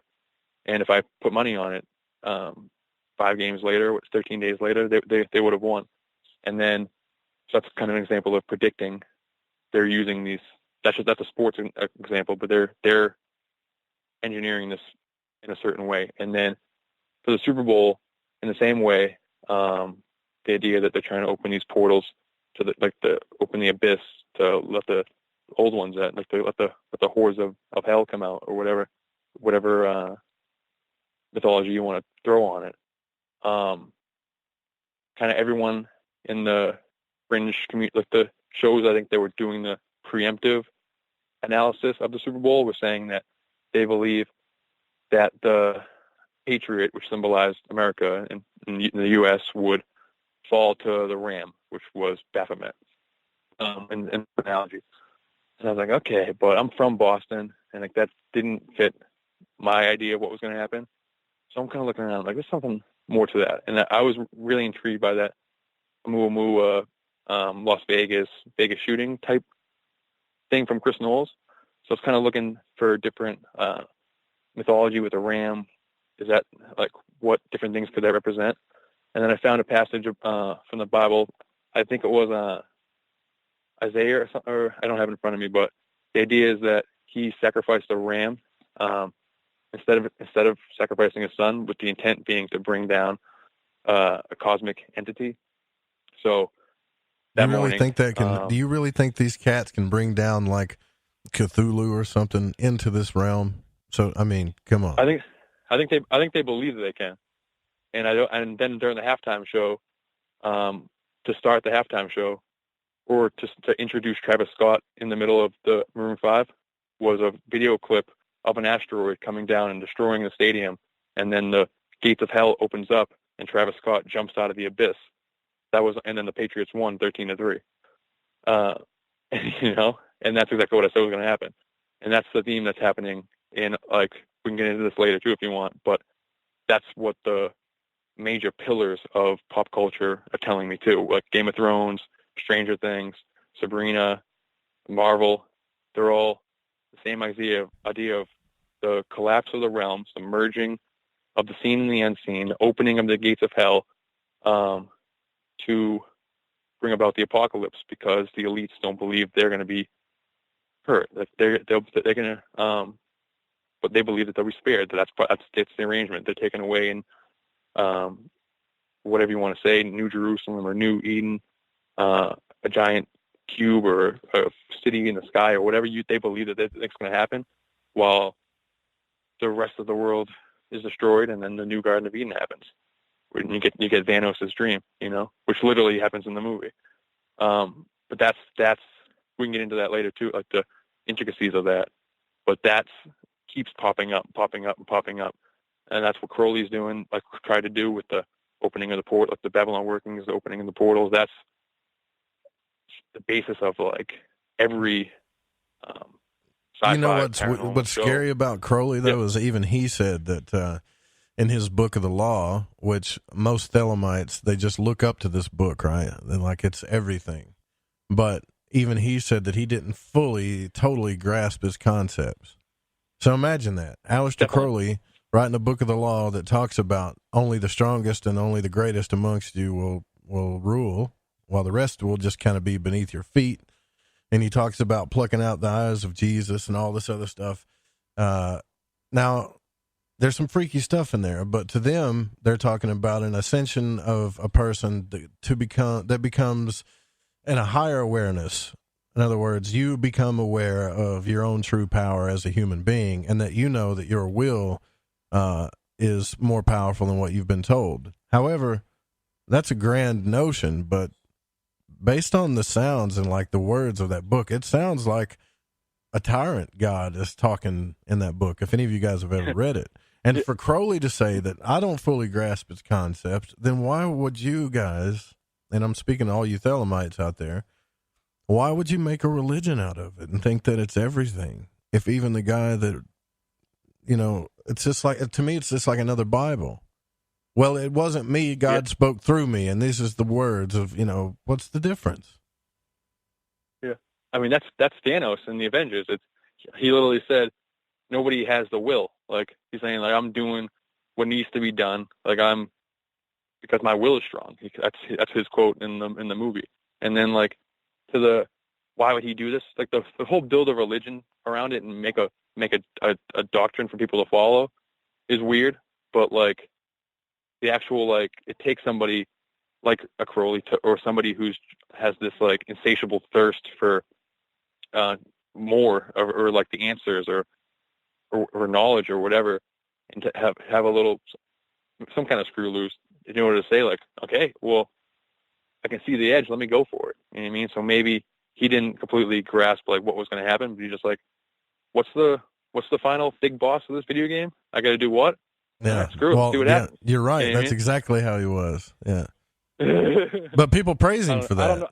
They think, we wouldn't know what we know about the occult and secret societies and all of the secret things if Crowley wasn't, if he didn't do those things. And look, I get it. There's a lot of reasons why people like Crowley. If you ever actually read something by Aleister Crowley instead of what others are saying about him, you would see that he was just a normal, intelligent guy that was trying to find the truth about things. And everybody wants to live life like Crowley, but most of these people forget he started out with a whole bunch of money. I mean, he got all this money from his parents and whatever, so he could set out on all these journeys and do this stuff. But the funny thing is, when you look into his story, and I won't go too far into this, is how hard he tried to get the Masons to accept him. Now, why, and according to Thelemites, he actually is a Freemason, and if you look at it logistically, yeah, he is, but he really didn't get accepted into Freemasonry like he wanted to be. It was a big struggle for him. Now, why in the world would that be so important to him? After all the secret societies he went through, all of the people he talked to, all of the so-called masters that he spoke to, why did it matter so much for Crowley to get Thelema recognized in Freemasonry or to get his foot in that door? Think about that. I don't have a vast Crowley knowledge, but just for that question you just asked, it could be, it's like war games. It's Game of Thrones, the political aspects. If you were to say what secret society wields the most political influence, that's Freemason. Would you say that's the Mason? Is that the Mason? Yeah. So bar none. If you're trying to mainstream your thing, that's how you would do it, I think, right? Like, exactly. Yeah.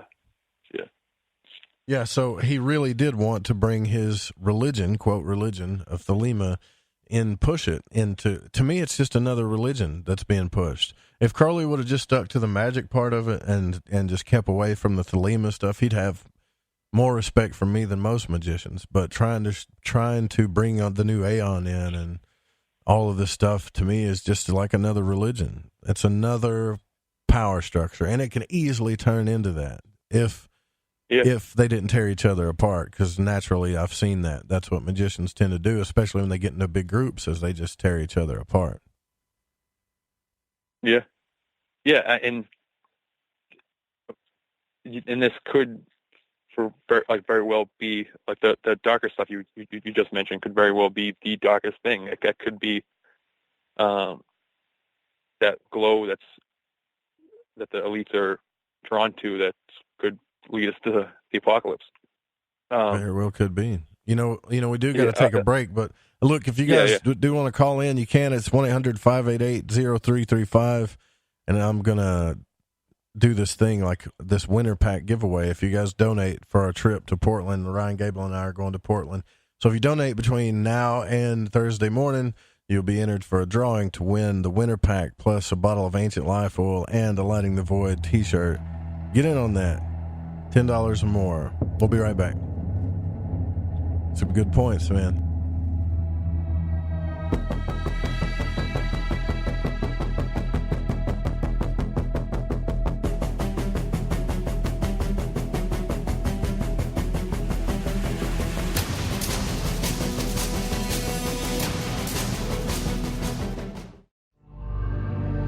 Thanks for listening to this broadcast. Need another late night fix? You can tune in every weeknight to Lighting the Void with Joe Root on the Fringe FM.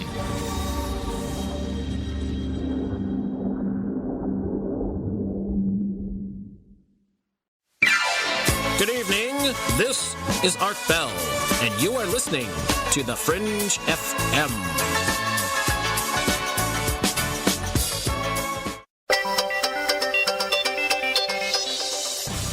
Paranormal News. I'm Brad Bernards. When you're inside something, it's hard to see its shape. We're still finding out new things about the shape of our galaxy.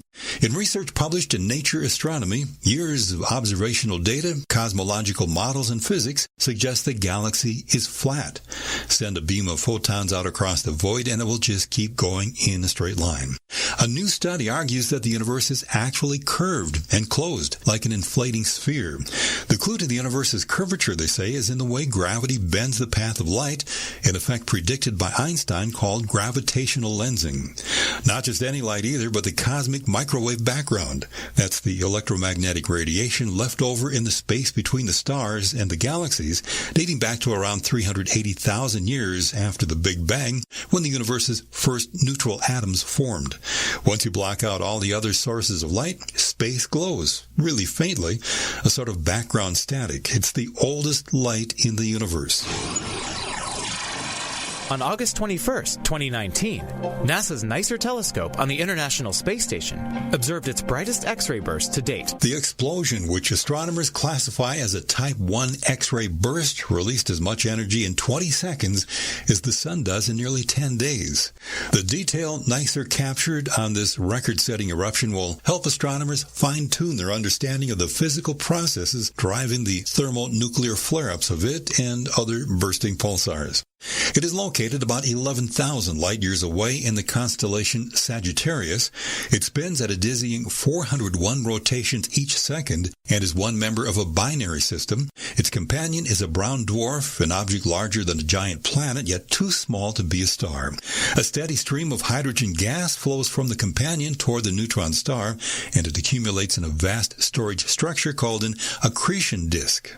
As the burst started, NICER data showed that its X-ray brightness leveled off for almost a second before increasing again at a slower pace. The researchers interpret this stall as the moment when the energy of the blast built up enough to blow the pulsar's hydrogen layer into space. The findings were published by the astrophysical journal Letters. Find out more at parabnormalradio.com. This is Brad Bernard's Paranormal News.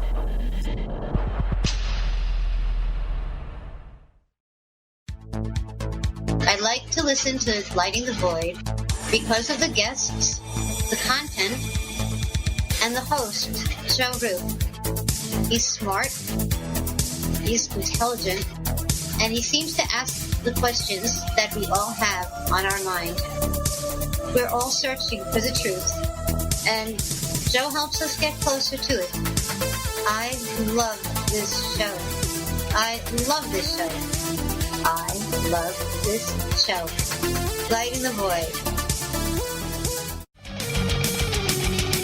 What's up, Joe? Hey, man, I just wanted to say your show, dude, keeps getting better and better and better. I love Lighting the Void and the Fringe FM.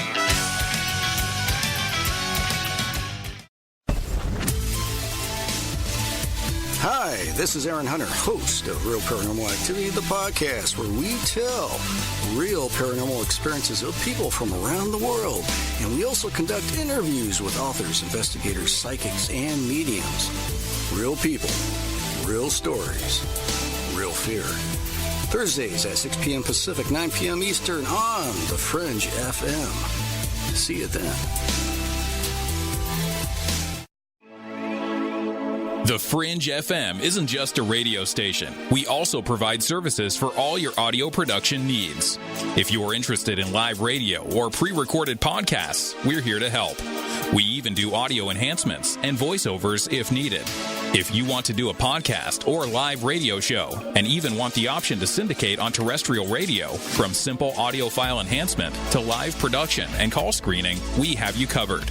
We have worked with some of the best professionals in the business in order to provide coaching instruction for content creation, show structure, and more. Contact The Fringe Digital Media for more at info@thefringe.fm. That's info@thefringe.fm. Or call 501-777-5631 for a consultation.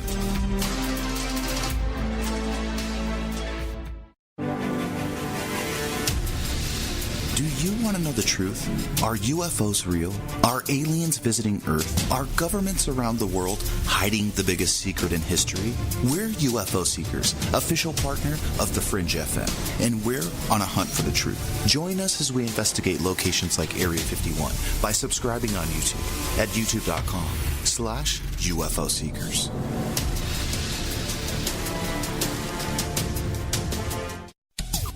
Hey, Fringe FM listeners, did you know that when you're on the road with limited data or no Wi-Fi available, you can still listen to every minute of the Fringe FM by calling 701-719-3971.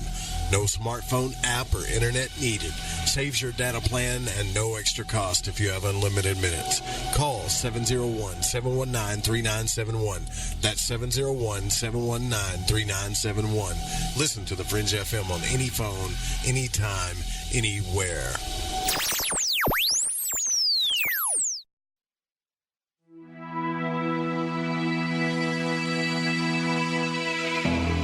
To call Joe, pick up the phone, dial 1-800-588-0335, toll free from the United States or Canada. To call Joe, pick up the phone, dial 1-800-588-0335, toll free from the United States or Canada. You're listening to Lighting the Void Radio. Yeah, we did that twice, so you'll call in 1-800-588-0335. Thank you very much, Kurt. Tonight we're here with the Nightstocker, Derek Murphy. And tomorrow night on the program, we're going to have Maja De Hu. And she is going to be talking to us about her new book, The Occult I Ching. The Witch of the Dawn is what she's most well known for. So I'm stoked about that, actually. Can't wait to talk to her. And I know we're probably going to get some call-ins on this. And I mean, look, I want everybody to know I don't have anything against Thelema or Crowley or anything like that. It's just I've always expressed this on the show that I'm deathly afraid of another religion to get started, especially out of the occult, and it does seem like that's kind of happening. Now, we do have a phone caller real quick, Nightstalker, so let's take that phone caller from 406 area code. Who are we speaking with? Hi, this is Jake. Hey, Jake, what's on your mind, brother? What's up, Jake? Not much. I was just hearing your guys' topic tonight, and it interested me quite a bit. And for a long time, I actually did call myself a Solemite. I consider myself more a Hermeticist than anything now. I have studied his systems. I agree with a lot of what Crowley did, but I also have my disagreements with what he did as well. I think a lot of really Crowley wanted to just be the big fish in the pond. Yeah, there's no doubt about that. So, I think that's why he really wanted to get his foot involved in every magical organization that he could, because he wanted to be the top man in everything. And he had control issues. It's obvious if anyone has ever studied him and his works. Well, Jake, he basically wanted to take control of the Golden Dawn. Yeah, what do you think about the Thelema? Doesn't it feel like it's a religion that's trying to be pushed? It does to me, but what are your thoughts on that? See, amongst Thelemites, they would consider it's basically each's personal opinion on that. Right. I wouldn't really consider Thelema a religion. Other Thelemites do. I think the Thelemites that more consider it a religion are more heavily involved in the OTO, I would say. Yeah, because look, if you go to a Christian church, that's what they say. Well, I'm not a Christian. I do go to church, but it's all about my own personal relationship with God. Well, if you go to Thelemites, they say, well, it's all about my own personal relationship with my higher self or holy guardian angel. However, if you sit in like a OTO meeting or whatever, that's what you'll hear them all say, that, love is the law, and they all say it at the same time, right? Love under will. Yeah. And it feels like you're at a church. A lot of those rituals are exactly. Well, I think that's what they are sort of trying to do, especially with the Ecclesia Gnostica Catholica, which is the inner branch of the Gnostic Mass, which is basically just, taken from the Christian Mass and tweaked to Crowley's own, devices. Because he was heavily into Christian, ideology when he was a child. He actually wanted to be a preacher, like his dad. So yeah, isn't that interesting? Like I said, I think he just borrowed everything that he had in his life, and wanted to tweak it to his own. But he definitely had power struggles with other people, and a lot of people will say he is a Freemason, but I don't think he's really actually recognized as one, because he did, like, his first magical organization was the Light of the Invisible Lamp, I think it was called, and he met some Don Jesus, I can't remember his name, right off the top of my head, and in training him, they switched off magical trainings, I guess you could say. So, like, Crowley taught Don Jesus, or whatever his name is, his teachings, and then Don Jesus basically conferred all 32 or 33 degrees of the Scottish Rite Freemasonry teachings onto Crowley, which a lot of Freemasons wouldn't consider that valid, because he didn't go through the traditional system of Freemasonry to achieve those degrees. Yeah, didn't he get his? He got it somewhere, like some off island or in Spain, or I forget where it was. He was in Mexico before right. he started doing those rituals in Mexico. Yeah, so he got his when he started doing the Enochian stuff. He got his recognition from a place that is recognized as under Freemasonry, but still, I mean, anybody that's been a Freemasonic hall like I have, these guys they don't even recognize other states sometimes. So to get recognized now is, man, who knows? Really, who knows? So exactly, you can be brought in by one state, but the next state might not bring you in. Yeah, it's a big mess, and fair point. I mean, thank you for calling. Do you have any other questions or anything else you want to say while we have you? I just said I agree with what you guys are saying. I'm not trying to say I'm, like, mad about what you're saying about Crowley or anything like that. Everyone has their own personal opinions. Like I said, I don't agree with a lot of stuff he said too, but yeah, definitely with your topic tonight, I would say you guys are on the right track with, the elites knowing all these rituals, the correspondences. They do things at certain times in certain places to invoke certain energies. And they definitely use other people's emotions, to do these, like, the Super Bowl ritual, stuff like that. Because a lot of people don't realize they're putting their energy into things. But it's like chaos magic when you're creating a servitor or a sigil or something of that nature. You put your energy into an object or a person or a thing. You put all your emotion into it, and then you forget about it, and then it creates the desired effect. And if it doesn't, then you just tweak the ritual based on your own personal needs. Yeah, well said. Yeah, I'd say you guys are definitely on the right track, and keep it up. And I love the show. I listen to you every night. So cool, man. Thanks for calling, Jake. I appreciate it, brother. Great call. Thank you. Yeah, thanks. You guys have a good night. See, a lot of people see this. It doesn't take a rocket scientist to start putting this stuff together. Actually, you know what I will say is people that listen to the show are pretty intelligent, but I promise you, if you guys just start studying the correspondences of magic, those 2 books I gave you are pretty good ones, but there's a ton of books on it, but you could start there and you'll see it happening. And I'm also, Derek, I'm not saying that using magic in your life is a bad thing either. Like, see, this is where me and the conspiratorial field kind of bash heads sometimes, because they automatically assume because there are magicians out there, or it feels that they automatically assume because there are people that practice magic, or there's magicians out there, or there are people that are in magical groups that they're evil and, out to take over the world, or they're just evil people in general. And I don't believe that. I don't believe that whatsoever. Yeah, I don't. Yeah, I don't believe that either at all. Not even a little bit. When I said I don't practice magic, that's just because I'm intimidated by it. If anything, I have you respect it. That's good. Yeah, I have maybe too much reverence for it, honestly. Same way I feel about psychedelics. Like, I listen to hundreds of hours of McKenna and Duncan Trussell, and I smoke my fair share of weed, but I'm like intimidated by psychedelics.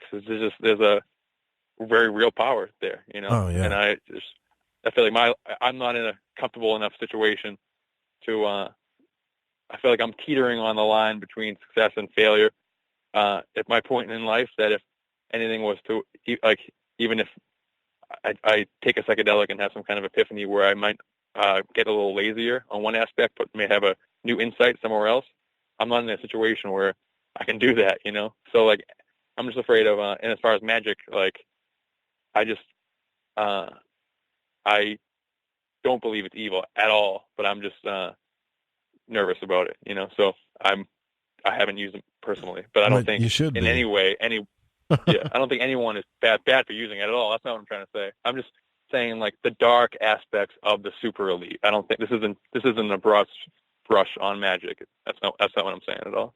Well, look, there's no denying, okay, and I know it's dark to talk about, okay, but there's no denying that there is such a thing as blood sacrifice. Now, if you pick up any of the big grimoires in magic, it could be, the PGM, it could be any of the keys or the Abramelin. You can look at, or the Picatrix, okay? You can look at all of these old books and old grimoires of magic, and you will see that sacrifice is definitely in there. But even sacrifice, even blood sacrifice, was something that Crowley stated that he wasn't. The thought of it, kind of provoked his mind, especially when it came to sacrificing humans or whatever. Like, he talked about it, but he did state on several occasions that he never did it. But does that mean that there are others that don't? Because if the magicians since the old times have been saying, like, this is how you tap into ultimate power, you can do it. It's evil, but it's ultimate. Don't you think they would do it? And don't you think they would do it on a mass level? We've got to stop telling ourselves that people won't do bad things just because they're human. I mean, that's burying your head in the sand, big time. And what if you can, like, compartmentalize it in a way, or rationalize it in a way, when you're at the level you're so removed from actually having to commit the act, like drone strikes or military tactics. If you have if you have the super occult understanding of these things, and you have the option of causing a conflict in one spot or bombing one spot versus another spot, and if you do it on spot X, you'll know it'll elicit this magical effect.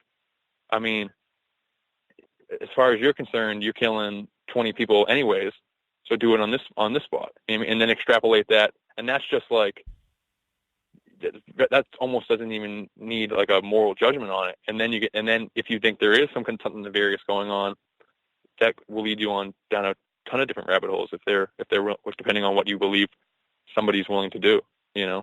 Well, because I believe that they know this stuff. Here's the thing where I don't think anybody's talked about this on any radio show ever, but let me ask this question. Number one, do you think people need to be governed? Number one. And if they need to be governed, let's think about let's think about anarchy at its worst here, right? Do we need laws? Do we need government? Do we need these things? You got to ask yourself that question first. And then if your answer is yes, then what needs to be govern these people? Do they just need to be intelligent people that are very smart? Or what if they were people that were elites when it came to the occult science, the hidden science of things? Now, you would hope that if these forces exist and the people that were governing you as a society would know about these things so they don't accidentally do something stupid, right? And my biggest question is, can we trust leaders to rule a world to bring into a new world. I guess what I'm asking is, would a new world be so bad if it was run properly? I mean, think about where we would be. Let's look at Egypt, okay? Yeah. Egypt was a dynasty that lasted, 3,000 years or more? Now, I'm sure there were bad things about Egypt. There were bad things. And before anybody jumps to conclusions here and says that I'm an elitist, I'm not. I just want you to think about these things. You know, they looked into the occult science of astrology and timing, the gods, everything. They ruled their nations by it. In fact, you couldn't be a king unless you were also a priest. You had to understand these things. Do you think that the United States of America is going to last 3,000 years in peace at all? War and peace, I don't see it happening. So you got to ask yourself, should we just rule ourselves the way anarchists talk about? Or do we really need governed? That's something everybody should really ask themselves and be okay with their answer, number one, and do all the research they can on the subject. Because I really think if you can't answer that question, then how could you ever be an authority in conspiracy or politics or philosophy for that matter? Yeah. Do you want me to answer it? Or? Yeah, what do you think? It's obviously extremely complex. Did you watch the Netflix show The Society that came out 6 months ago about a group of kids? It's one senior class in high school went off on this field trip, so they're all on these buses, and they go off and they come back, and when they come back, the town is completely empty, and there's a barrier. There's nothing beyond the town. So it's just one high school class has to govern themselves, and what will happen? Would anarchy rule over? Would they form a government? That type of stuff. Right. So based on it's pretty interesting. I mean, they did it in the classic way of all the other classic tropes you would think of. But as far as the complexity, you would like to believe that our natural state is to be kind to one another, work with each other, so that when left to our own devices, we're able to flourish, and that the true problems of society are because we're being led by a shadowy cabal that has not our best interest in mind, and that's the root cause of our problems. And but also, when you think about if you were trapped on a desert island with 30 people, I can't imagine some type of hierarchy wouldn't form.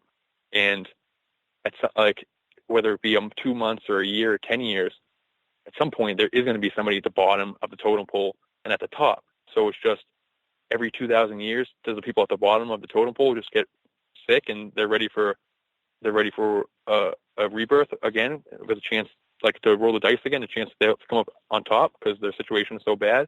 Does the society that we have been living in for as long as we can remember, that just is it based on the fact that there has to be somebody at the bottom and somebody at the top, or is that put on to us? And is that just how it works? It's human nature.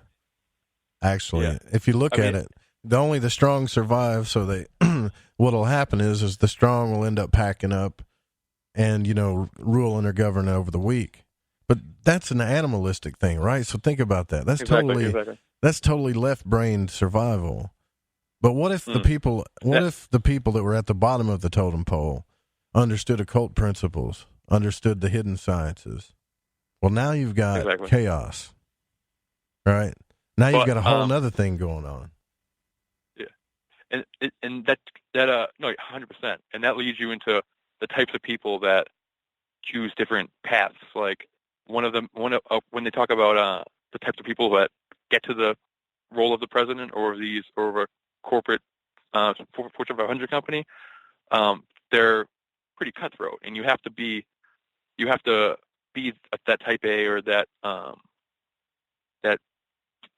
do whatever it takes to get to the top type of personality in the first place to even get to that level. So perhaps if you're that type of person and then you get control of everything, maybe that's why it's not working out too well, and that's how a nefarious cabal is formed, just from people encouraging that side of them.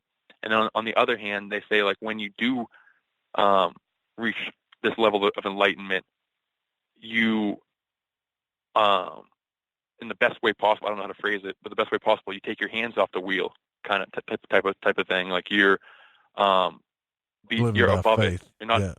Yeah.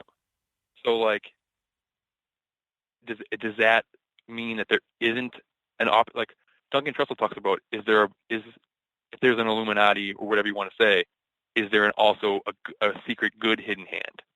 Yeah. But is that even possible? And then he also said, is that even possible if when you get to when you ascend, let's say it's the same ritual, just hypothetically, to be the peak evil and peak good.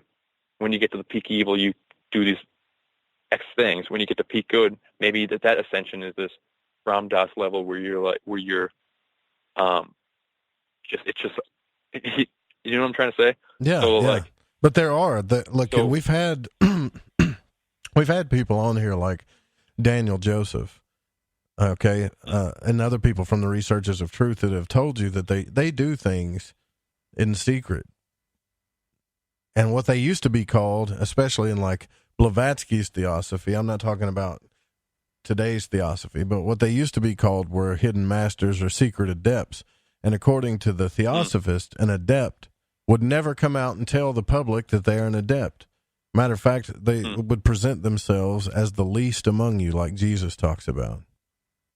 They wouldn't be in power. They would look like common day, everyday, just ordinary people. Stalker, grocer, yeah. That's it, right? But yeah. But behind the scenes, they're adepts, and they're fighting this war for you, right? And that's what. That's a good point. And also, but it is like I'm saying this from a very low stance in society, like my position in society. So when I look at every other guest, every show has on, there's a personality type that these people have that I don't have, in that they're motivated enough, or they lack the procrastination. They've written a book, or they've done something. So that in and of itself is an impressive feat to me, and that's a character trait that not everyone possesses. And that amp that up a level, you want to become, okay, I want to become president. So that is still a varying degree of like self-interest in the like not in a negative way at all, but there is still something there. So perhaps like a true transcendence is like the whatever term you want to say. When you leave completely all that behind, does that equal leading us into greatness, or do you become the watchers? I don't know. Like, so when you break society down into the very basic things, is it a battle of good and evil, or does evil have a habit of dominating because that's the things that... Man, the Nightstocker gets on a roll and then we lose him again. Look, I get what you're saying. I mean, I totally get what you're saying, right? But Manly P. Hall wrote about this in his book too, What the Ancient Wisdom Expects from His Disciples. Now, granted, he was a 33-degree Freemason. He wasn't really like a Freemason the way a lot of Freemasons are. But what he did say was that the masters and the hidden masters and the adepts understood that this place of understanding and where these true hidden masters were in the internal realms, the astral realms that we call the astral realms, right? And that there were hidden masters. This is the freaky part, though, that there were hidden masters inside the internal realms that govern man today, unaware. So we keep pointing our fingers at this cabal, like these people in high places. But what I think is really going on, and based on their teachings and his research and stuff, and other people's research too, is that just like the biblical text says, is that we don't war amongst flesh, we war amongst principality and powers. Is that the real struggle that's going on is 100% internal. And whatever happens in this physical world, whether it's greed, war, murder, blood sacrifice, whatever we want to talk about, it comes from the internal realms. It comes from there first. Now, I'm not saying that people aren't responsible for their actions, because they are. Natural law states that you are. Hermetic law states that you are. but the real war is happening in the internal realm. So in order for you to understand and become an adept, you have to work your way up into that awareness first, be able to explore consciousness on that level, and then tap into that to see what's really going on before you make up your mind who the dark cabal is and where the real good and evil is. I don't think any of us are close to that. I know I'm not, and that's the void to me, right? That's where it is. If you believe that that's true, and I happen to believe that's true, that it is principalities, powers, and things in the astral realm, maybe, like you say, like Dark Cthulhu or something. Hell, I don't know. Mm-hmm. We're already at a break, Nightstocker. We're still at the top of your notes. Well, we're talking about, we're going to have to do the Nightstocker news, a segment from Derek Murphy, right? That's what we need to start doing. There's too much to talk about. Be right back. That'd be amazing.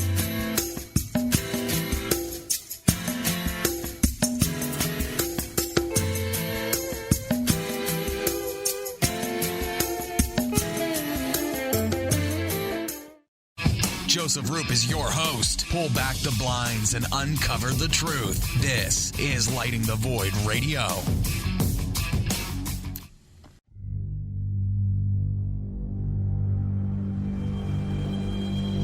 You're listening to The Fringe FM.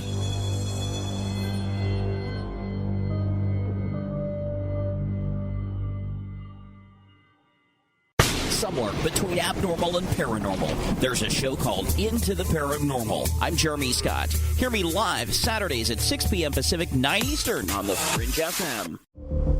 Hey, I'm J.M. DeBoard, and when I want to talk about dreams, I look up my man Joe Root and his show, Lighting the Void.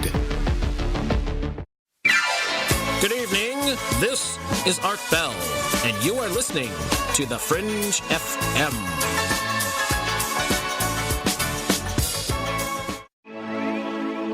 The Fringe FM isn't just a radio station. We also provide services for all your audio production needs. If you are interested in live radio or pre-recorded podcasts, we're here to help. We even do audio enhancements and voiceovers if needed.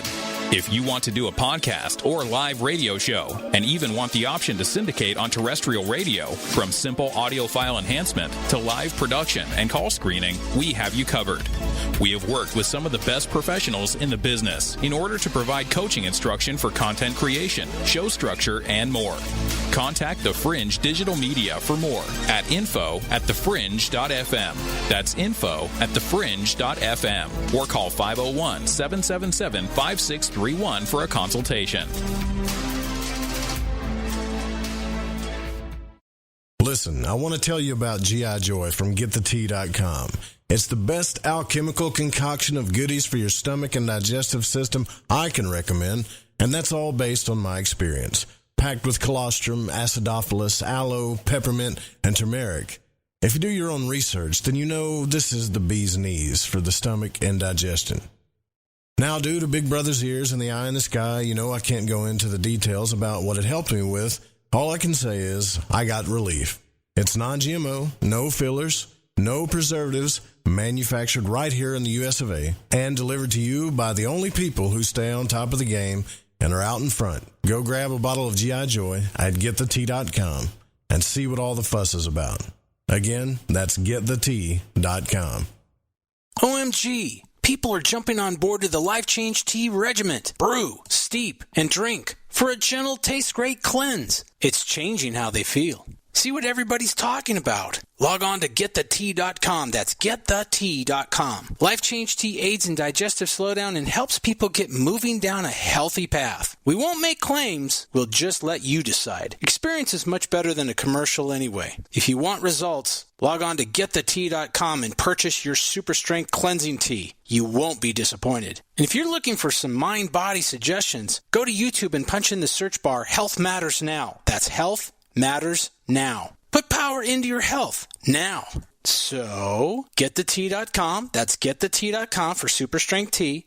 And YouTube, Health Matters Now. That's Health Matters Now for valuable suggestions. GetTheTea.com. The tea that makes you go. Hi, this is Sammy. Join us in the Deep South as we're lighting the void with Joe Roop on the Fringe FM.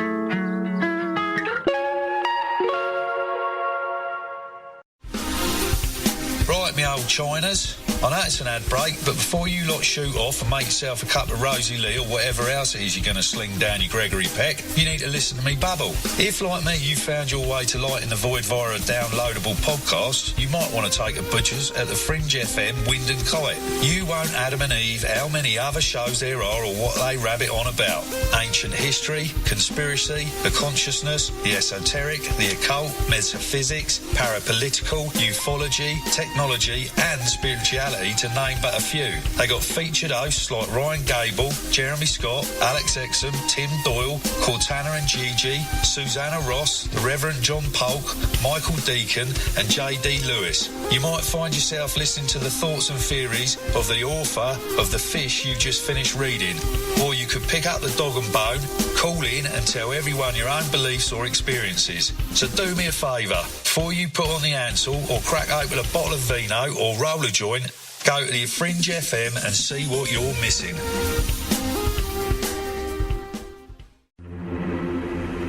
I'm Clyde Lewis. You are listening to The Fringe FM.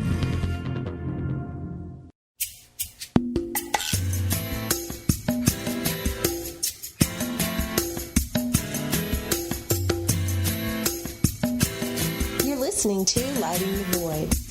The call-in number is 1-800-588-0335. If you would like to text, you can text in at 501-777-5631. That's right, the Nightstocker is our guest tonight. Also, don't forget, Thursday we will be at, looks like a Paradise, not Thursday, but Saturday we'll be at Paradise Sports Bar and Lounge in Portland. But this Thursday we are leaving for Portland, and we'll be there all weekend.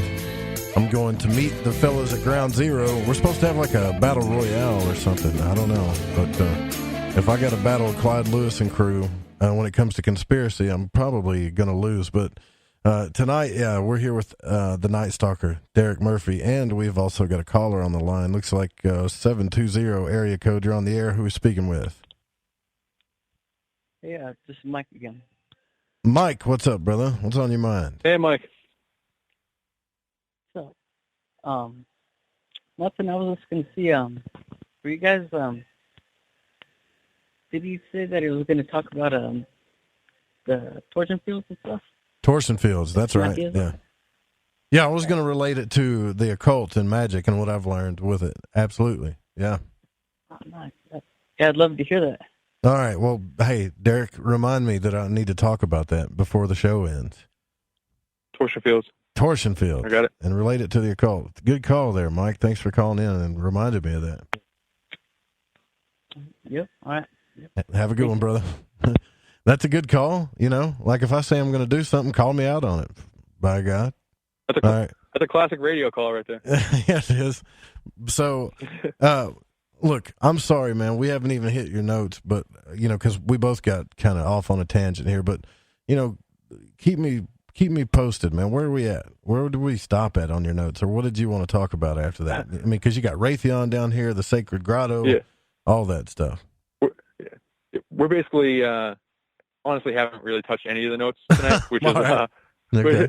which is, I'm having a blast. So as long as everybody listening is having fun, I'm enjoying myself. So I'm not worried about that at all. But I think there's a couple of cool things if you want to get into them. Just to segue from the Crowley thing. Did you ever hear the idea that Crowley opened? I think he talked about this when it happened, that they were selling the Crowley house on Loch Ness, and that perhaps he was opening portals at Loch Ness.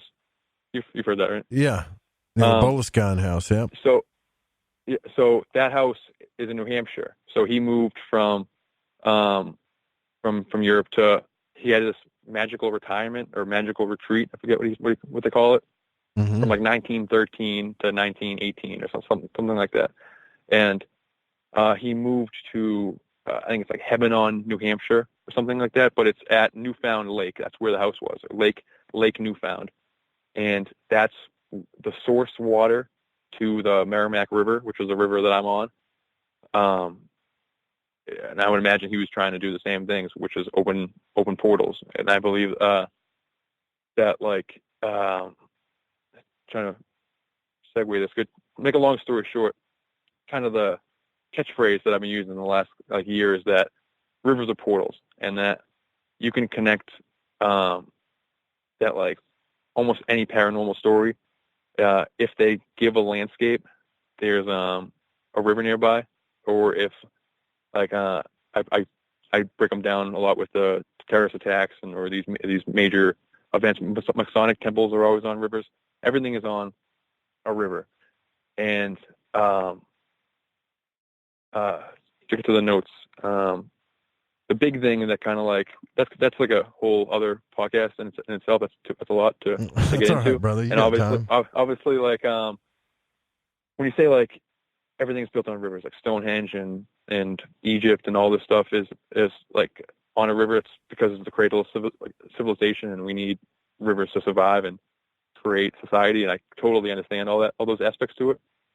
But also NASA's on a river, and if you look on, like, go to your local riverside road and drive along it, and I guarantee you it's populated by a lot of technology parks and industrial parks. And in my case, around here, it's Raytheon and Philips and IBM and HP and that kind of stuff. And it's like, you would imagine if you were wealthy and you can get your hands on some riverside property in a place where you're 500 miles from the ocean, you would want that.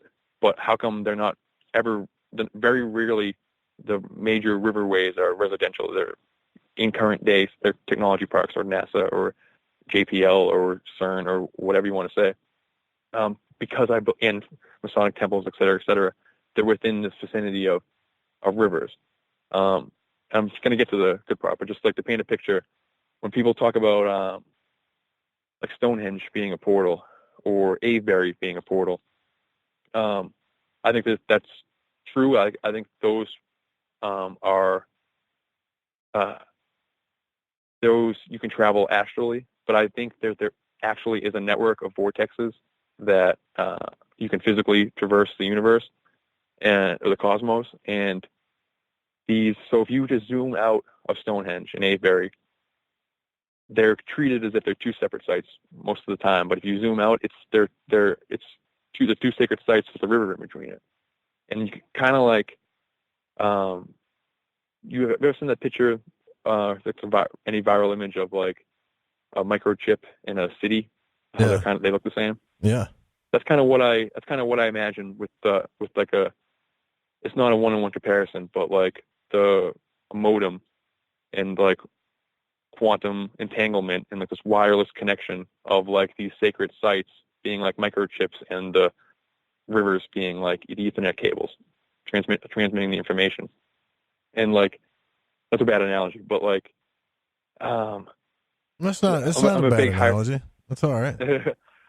I'm a big Higher Side Chats fan, and he has one guest come on called the Schmongineer, who breaks down different alchemical episodes, like, from different elements. Like, he has a water episode and like an air episode, and this is like a couple of years ago, and he has one episode about water, and he references an experiment where they broke down an HIV strand of DNA to the point in a water solution, to the point where it's indetectable. Like, you can drink it. It's like to, like, the single atom, or however it's explained. Mm-hmm. And they assign that a frequency. I'm not a scientist. I don't have the story in front of me. No, that's okay, brother. Keep going. Essentially, they assigned it a frequency, and they played that in France or in Italy, and then they played that frequency in France or in Italy, whatever, and transmitted. Essentially, they transmitted the sound and put it on and exposed the water to it.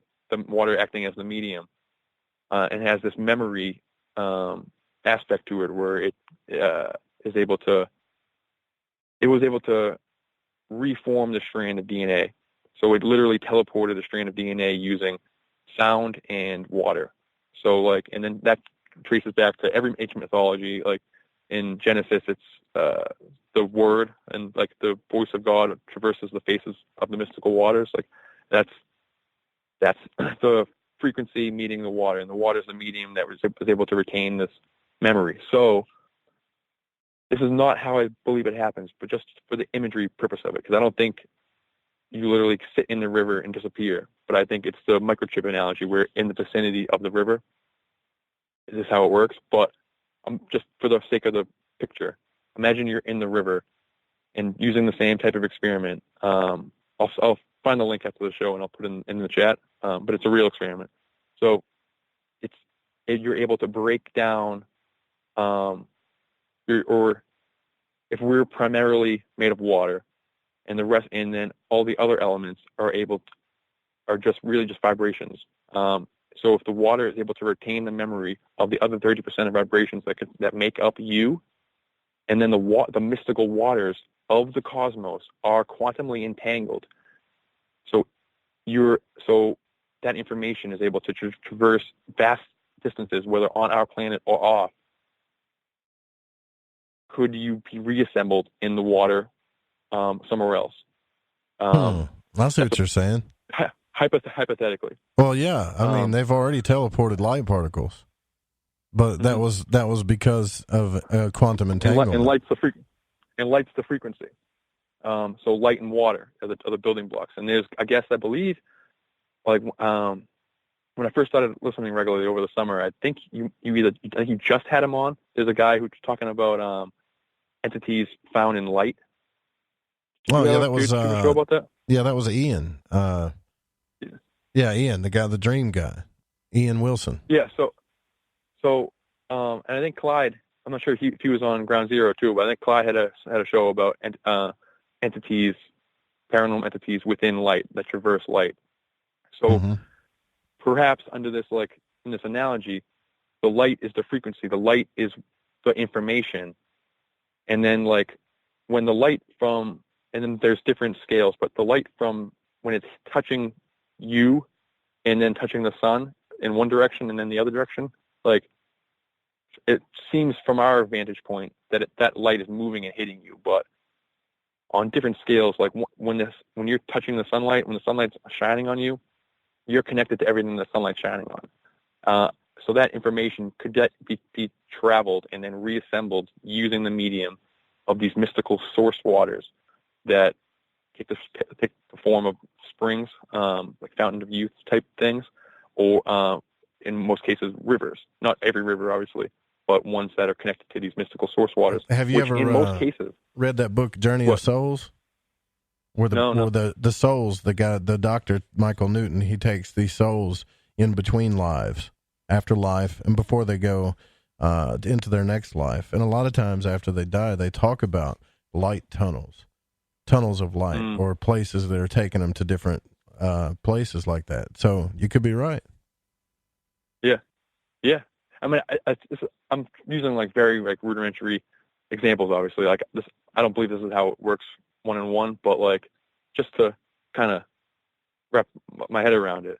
But then like, which it all sounds well and good, but a kind of a big part that got me on this thing, this track was, so when I was trying to find this unified theory of the paranormal in my region, searching for threads, like ley line science is relatively new. Like there are ley line researchers, but they don't necessarily all agree.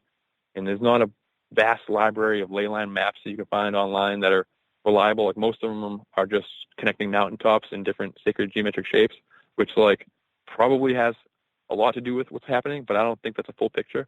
So I think it's a relatively new ancient science that we're rediscovering on a grassroots level. But because of that, like you really got to dig around to try to find the good stuff. So I'm looking for stuff in my region of Massachusetts, and I found this one video from like 2012 by, I think the guy's name is John McDonald, and I don't think he makes videos anymore. I tried reaching out to him several times, but there's this one video called the Delta River, or the Delta Grid Matrix, and he put on Google Earth. So you can I'll post a video in the chat after. So you can find the video. You can look at the Google Earth grid. It's right there. He plotted the path of the sun, the ecliptic, the prime meridians, and in the 7 major river deltas of the planet. And then he has he's like a 15-minute video of him scrolling around the grid right there, and it creates this grid of lines that passes through, you name it, any sacred site you can think of. It's accounted for on this line, and that's using the path of the sun and where like the major river deltas are on the planet. Like that is not, you don't build that. That's something that's the structure of our reality. That's the 3D plane. That's like a glimpse into a higher dimension almost.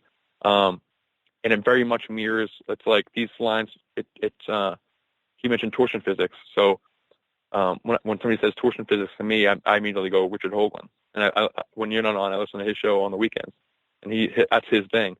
And he's big into the 19.5 thing. When you like 19.5 is when you put a pyramid into a sphere, the points hit the 19.5 degree mark of that sphere. Do you know what I mean? Hello? Kind of. I'm trying to follow you here. I'm sorry. No, you're all right. You're all right. Just keep going. You don't have to stop. Just keep going. So like, it's, damn. That threw you off. Me not understanding it, didn't it? It threw you off. I'm just trying to, no. I'm just trying to, sorry. So yeah, if you put a pyramid in a, I'm trying to figure out that this is important to what I was saying and not if I can just drop it. If you put a pyramid into a ball, perfectly, like the platonic solids, where the edges of the pyramid, like the points of the pyramids, right, like hit the sides of the sphere. Mm-hmm. That's on the 19.5. So if that was the Earth, that's the 19.5 of the 19.5 degree latitude line. All right, so stop right there. Okay, just stop right there for a second. So if I'm standing, and the way I'm looking at this is like the Da Vinci's Petruvian Man or whatever it's called, right?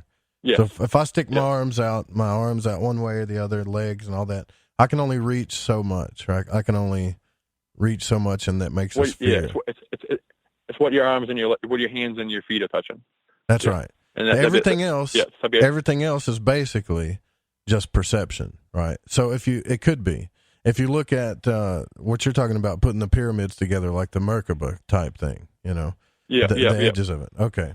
So everything else could be this is what a lot of the simulation theorist guys talk about too. Exactly. They were in a simulation because of that sphere. So I'm with you so far. So you're talking about how the Earth is in its own sphere too.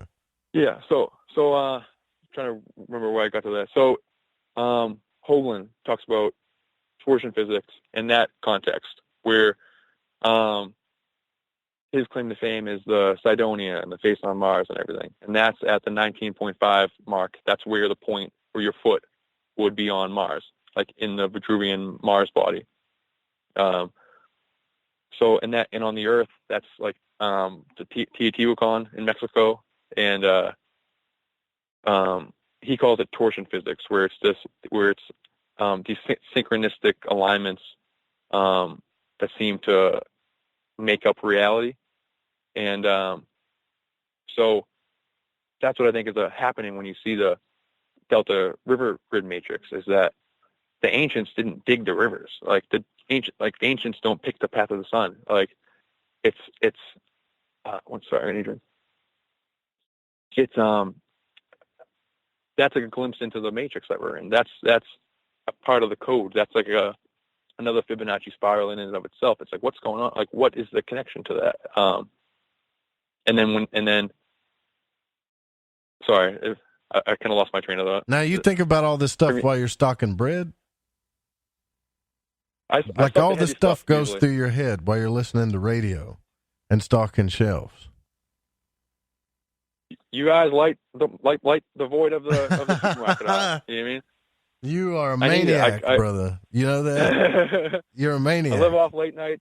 This is the coolest stuff. So if I have to do a menial task with my body, I want to expand my mind. Yeah, that's cool. But I'll explain it to you. What happens to your mind where you're going around and then you just lose your train of thought right there. Do you know what? You know who explained that to me the best was Linda Godfrey. When Linda Godfrey came on the show during the break, she told me, sometimes you got all this stuff in your head, and you know exactly what you want to say, and you know exactly where you want to go, and your brain is putting everything together so perfect, but somewhere along the lines it gets jarbled up. And she said it's like, and this was the analogy that she used, it's like those donation things that you stick a quarter in, that has the quarter and it goes around in circles, right, until it gets to the bottom. So you know where you're going when that quarter, though, when it gets closer and closer to the bottom, your brain and thoughts get all jumbled up. It just all runs together. Yeah. That's what happens. Usually triggered by just me. I'm usually just imagining somebody like in the corner, like this imaginary room, like losing attention and just drifting off and kind of like not paying attention, and then making me question like, what if is what I'm saying not important enough? And no, that's like, oh wait, what am I even saying? That's normal. And then I lose myself. That's normal when you first get on radio and you don't talk. You talk into the ether and there's nobody to talk back to you.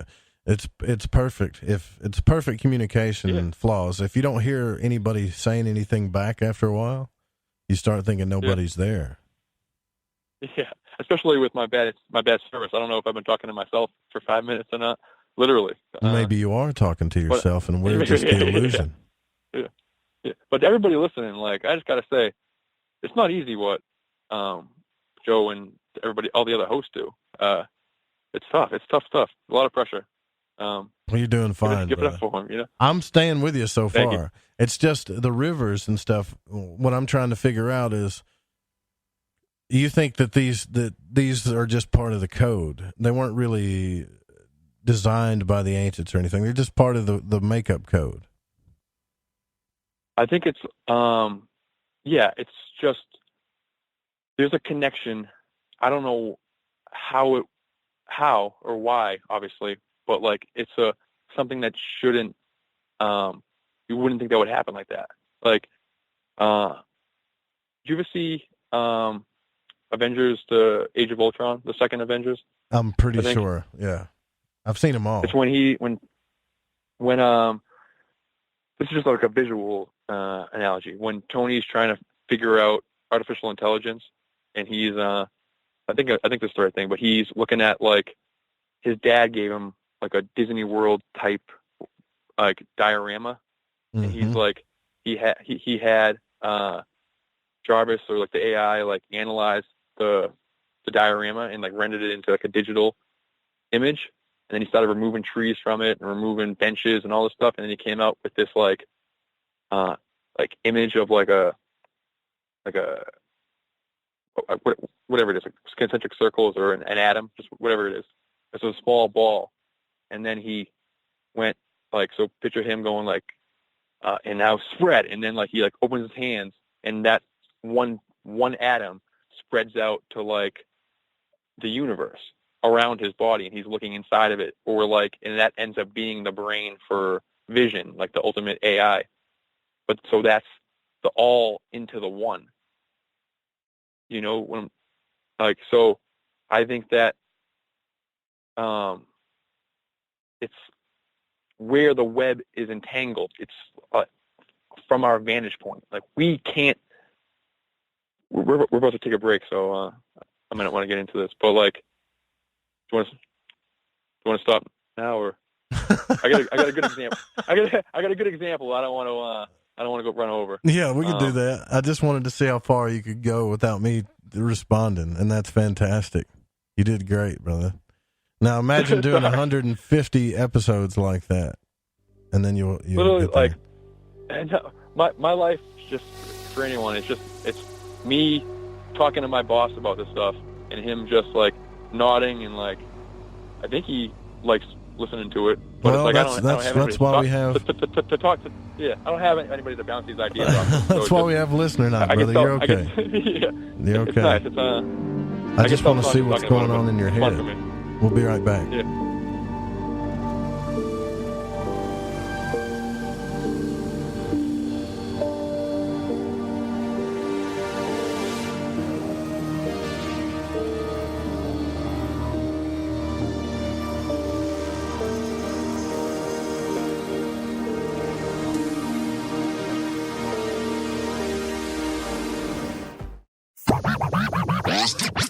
This is Elle. I listen to Lighting the Void because it's interactive radio with good content, interesting guests, and a humble host, sharing his journey through the esoteric. Hey, Joe Roop. Thanks for having us along for the ride. Thank you so much for a delightful evening. Well, I got a lot of ground to cover.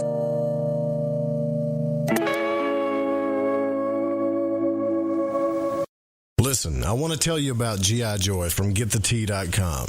It's the best alchemical concoction of goodies for your stomach and digestive system I can recommend, and that's all based on my experience. Packed with colostrum, acidophilus, aloe, peppermint, and turmeric. If you do your own research, then you know this is the bee's knees for the stomach and digestion. Now, due to Big Brother's ears and the eye in the sky, you know I can't go into the details about what it helped me with. All I can say is I got relief. It's non-GMO, no fillers, no preservatives, manufactured right here in the US of A, and delivered to you by the only people who stay on top of the game and are out in front. Go grab a bottle of G.I. Joy at GetTheT.com and see what all the fuss is about. Again, that's GetTheT.com. Come, walk through the mossy creek and up the hill. Never mind the flashing lights and otherworldly shadows. They stay hidden within the trees. Come, step up to the shack and begin your journey to the answers that you seek. This is Lady Anne, and you are listening to Lighting the Void on the Fringe FM. Hey, this is No Way Jose, a Northern California Piscean stuck in the Arizona desert. I'm a void walker, and I got the shoes to prove it. So what do I do when my soul yearns to delve deep into the realm of the unknown? I aim my satellite straight into the night sky and catch a smooth ride on the KTLK-DB radio waves. I tune into Lighting the Void with Joe Roop on the Fringe FM. Joe, Lighting the Void is the best show on the planet. This is Barney, your friend from Facebook. Thank you and all the crew for all you do. Namaste, my friend. This is Macon from the foothills of North Carolina, and I am a void walker. G'day, void walkers. This is Lily from down under Australia. The world may be small, the enigma is greater. So let your curiosity take you for a journey with Joe Root. Hey, this is V, coming in from Central Maryland, and I am a void walker. This is Kevin Doherty, a beginner void walker. I'm from Vancouver, BC. I know a little about a lot, and as Leonard Skinner said, I'll guess the rest. I learned a lot from Mr. Root and the show, and heard it from the beginning. I knew right then he was going to be a new Art Bell. Thanks for all your shows, and keep it up. Hey, this is Derek from Mass, a.k.a. the Nightstocker, and I'm a void walker. This is Mark from Chicago, and I walk the void to ascertain what is consciousness. My name is Jared Johnson, and I'm from Humboldt County, California. I do not know all of the answers to the questions about reality. I do not claim to know the ultimate truth about life. I seek that which has been made hidden as a part of a family of explorers of consciousness. I'm a void walker. Thanks, Joe Root.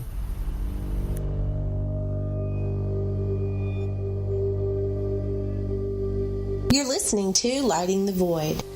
The call-in number is 1-800-588-0335. If you would like to text, you can text in at 501-777-5631.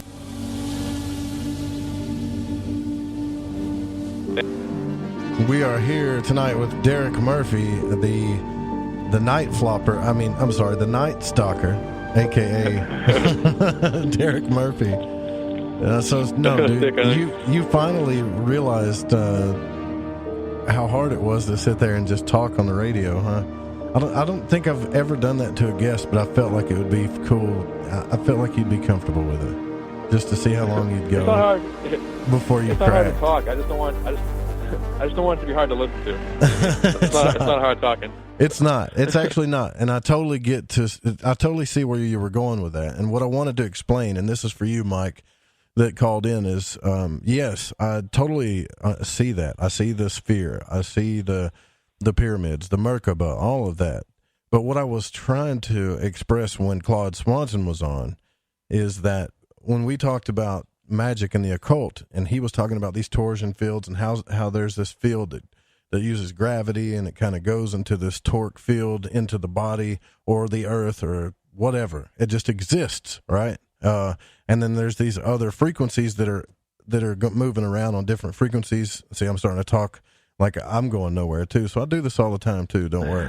And these different frequencies are right on top of us. We just don't see them because they're at different frequencies. Well, here's the thing. When you look at the rituals, the lesser banishing ritual of the pentagram, the lesser banishing ritual of the hexagram, and you look at the basic magic rituals, what they're showing you is that torsion field, the 3D Merkaba field, and how to call this stuff in. I'll give you an example, all right? So everybody thinks that the lesser banishing ritual of the pentagram is all for just protection or whatever. That's what they think it's for, and it does do that. But what else? Another thing that it's doing, and the reason why you're drawing these pentagrams the way you are is because it's showing you that you're telling the universe that, hey, I'm aware that I'm on a flat plane. I'm aware that I'm on a 2D plane, basically, right? And you're calling in the elements. Now, when you get to the 3-dimensional realm, okay, you are calling in, you're doing, you do the lesser banishing ritual, the hexagram. What you're telling the universe is that I am aware of the 3D realm. And now you're calling in the planets, which happen to move what? They happen to move all around the Earth, so to speak. Actually, they're moving around the sun, but you know what I mean, right? And so when you learn how to time these things during certain alignments, you become the center of the universe, and you use this torsion field or torque or torsion field or whatever Claude Swanson was talking about to invoke these things into your life. But you can also use Joe Dispenza's stuff where you're putting emotion and logic. So the idea that you know where the planets are lined up, the elements, you know all this stuff, the hours and everything. But when you get your emotion involved, it creates that energy. So if you invoke something, you bring it to you. So instead of your life just being chaos and this torsion field happening all around you with these different frequencies, you've learned to kind of line up things in a certain way and draw things in a certain way. And this is kind of like how certain yogas do when they do these crazy positions, is that they're tapping into, let's just say, certain programs that are spinning inside that torsion field. That's really what drawing the circle and doing this type of ritual is. It's not just a funky circle with funny looking sigils. It is the awareness that you're in this field. That's why when you go into like a Golden Dawn ritual or a room, they'll have a double cubed altar there, which is pretty much showing you the hypercube. That's what it's showing you, the cube that's inside of a cube, a 3-dimensional space. So that's what Mike wanted me to talk about. So that I'm done with that. I mean, I could go on and on about that when it comes to different things, like the tree of life and how it's kind of showing the same thing, how when you look up past the veil of Paraketh, it's torquing all the way down to Malkuth, and it comes down to this one Sephiroth. It's the same thing. Usually, it's sometimes depicted as water streaming from Sephiroth to Sephiroth. Sometimes, right? Mm-hmm. Which is another analogy for the rivers of portals thing, too. But as far as the torsion thing, you're talking about the 2D space and the 3D space. How would you visualize it on a 4-dimensional space? Like, what if you were trying to manipulate all of reality?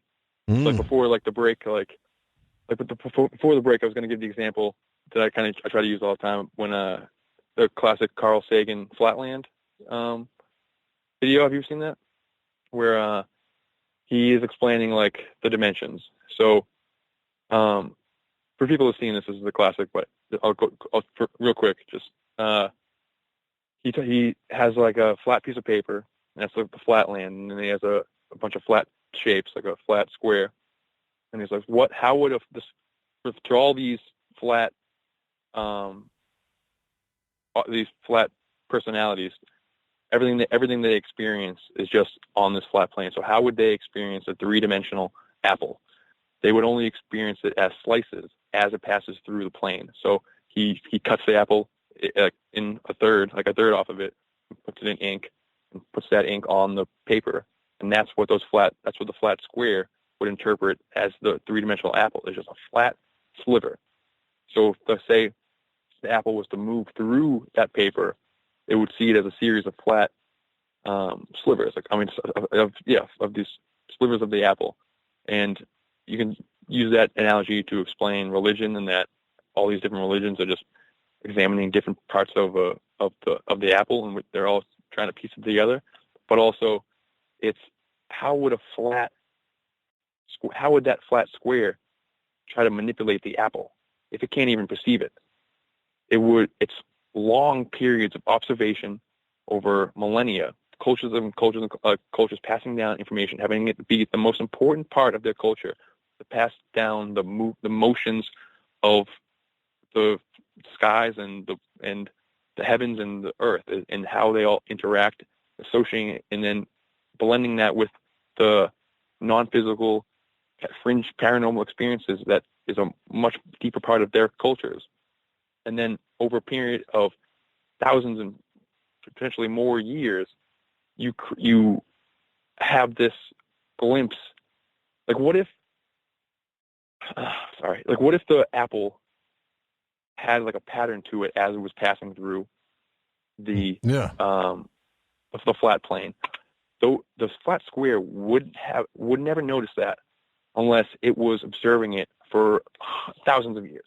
It wouldn't notice that the slivers, like if it's completely random, like it's, and that could be the secret knowledge. So that's what's buried and kept by the elites, but that was what would have been known by the ancients.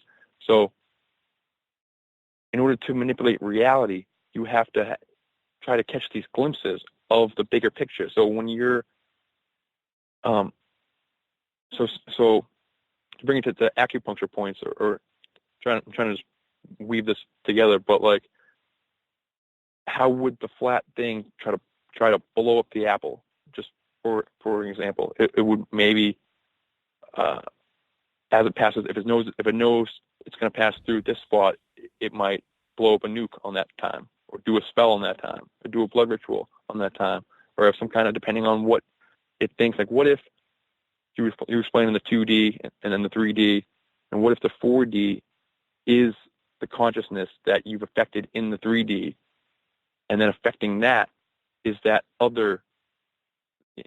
I'm rambling, but I'm just trying to. You get so close to finishing your point, and then you fall away. You're there. You're right there, I don't know how to do it. I don't know how to. I just don't know how to finish it. So it's like, what if they're trying to? Let me tell you what. Let's let you think about it, and we'll take. I think Mike called back. Is this Mike, or is this somebody different? Yeah, this is Mike. What's on your mind, Mike? What's up, man? I just want to say, maybe I can help put things together too. Yeah, you'll have to speak up a little bit. I'm having a hard time hearing you. All right. Can you hear me good right here? Yep. All right. Have you guys ever heard of Seven Bomar? Who? This is just for like a Seven Bomar. No, negative. No. Well, if you pull up on YouTube, it's called Understanding, and this is just for a visual, because this is pretty interesting, because I had the experience and I saw him actually do like a whole demonstration of something very similar, and so it kind of relates to all this, like what you're talking about with the flat land and kind of seeing things in slices. And there's like maybe a couple pictures that I've come across that. Okay. But if you go to Understanding, it's the Seven Bomar, and it's called the Tetragrammaton. And if you go, have it marked here, go on the video. It's 1 hour in, 11 minutes, and 11 seconds, and there's a good diagram of what I'm talking about. And so it's the reason I wanted to ask about the torsion fields, because I had seen in this is my one DMT experience, my one DMT store, and so pretty much I go the Alex Gay way. I use it as a sacrament, So it's that particular time, I was thinking about, I was just kind of doing some self-inquiry and, you know what I mean, asking, like, who am I, that kind of thing. And I was meditating, and like, what I saw was, like, that flat land. And I had a dream about talking about this, so I wanted to talk about it too. So, that flat land, I was seeing two, like, triangle-looking things of energy going up and down. And so I have a, kind of wish I could do a picture of it, which I could show you, but. Well, we can't. It's a radio program, so we can't look at any pictures at all right now. So. Yeah, that's what I'm saying. But I drew like a really good picture of it because it's like So if you can imagine the energy coming in at two bent points, kind of like conical shape, and they converge when they kind of converge at the plane, right? And so, as I was seeing it, there was one kind of thing of energy going down, and as it hit the plane, it went down to the second one, to another, like on the opposite side of it. I think I understand what you're saying. There's a lot of clicking and the call's breaking up, man. I'm sorry I have to let you go. But, I mean, I think I understand what you're saying when you bring up the tetragrammaton. I mean, we've all seen that, right? We've seen the two pyramids or two energy points as they come down together and crisscross. And the Merkaba, we all know what that is, right? Like, we've seen that. And the tetragrammaton is talked about quite a bit in magic. So, yeah, I mean, all you got to do is look up the tetragrammaton and energy points, and you'll see it. But what I'm trying to understand, and thanks, Mike, for the call, by the way, brother. What I'm trying to understand is the river idea. I still don't get it. I'm trying to understand it, but I still don't get it. So you have to help me with this. And it's okay if you don't have a picture there, Nightstocker. But so we perceive just what's in the piece of paper. So we're the flat square, only perceiving what comes within our realm of perception. So in our case, it's white light and just like 1% of all known reality. So in our plane of dimension, in our plane of reality, we're experiencing everything physically. And the water just is energy moving on the physical plane on the earth. That's how energy moves around. So I believe in the higher realms, energy moves around using water too. And then that's just one point. And then tie in the river delta grid when you factor in the rivers with the major river deltas with the path of the sun and the prime meridian, you get this grid that has every sacred site on it.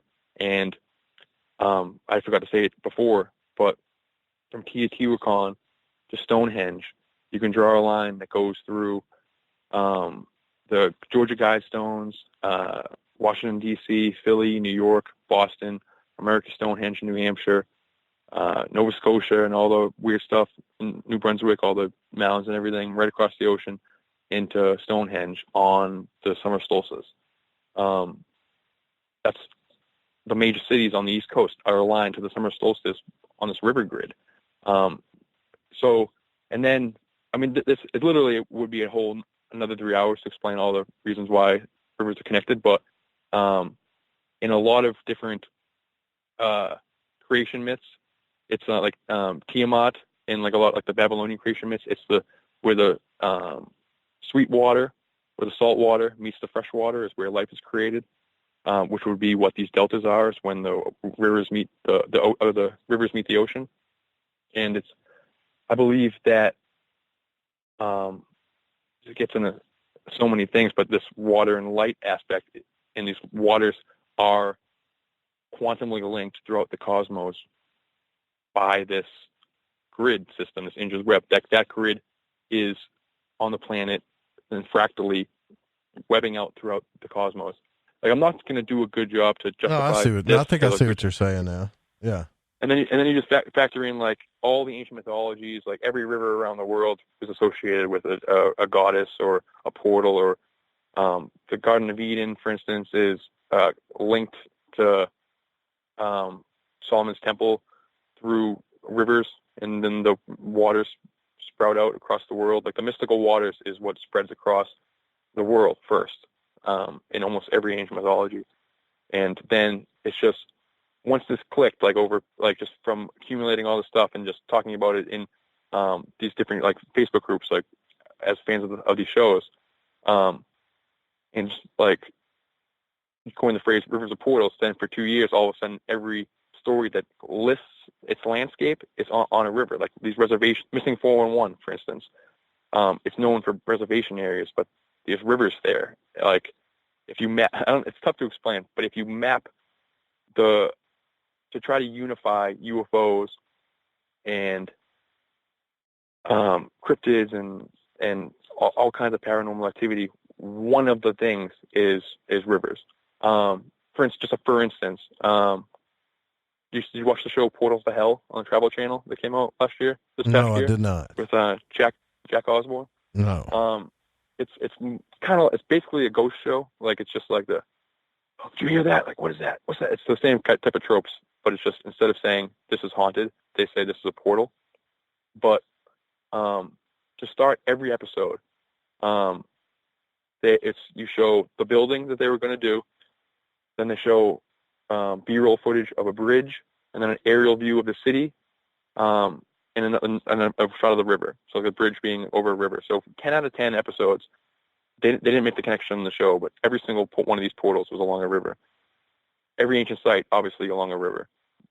All the modern day elite facilities are along rivers. Like, just fact check that in your own area and see what technology complexes and military installations are along the river. And I bring it up all the time in the Discord chat whenever somebody talks about it, like in relation to rivers. So rivers are portals, and I'll just like say it in all caps, but nobody's any idea what I'm talking about until right now.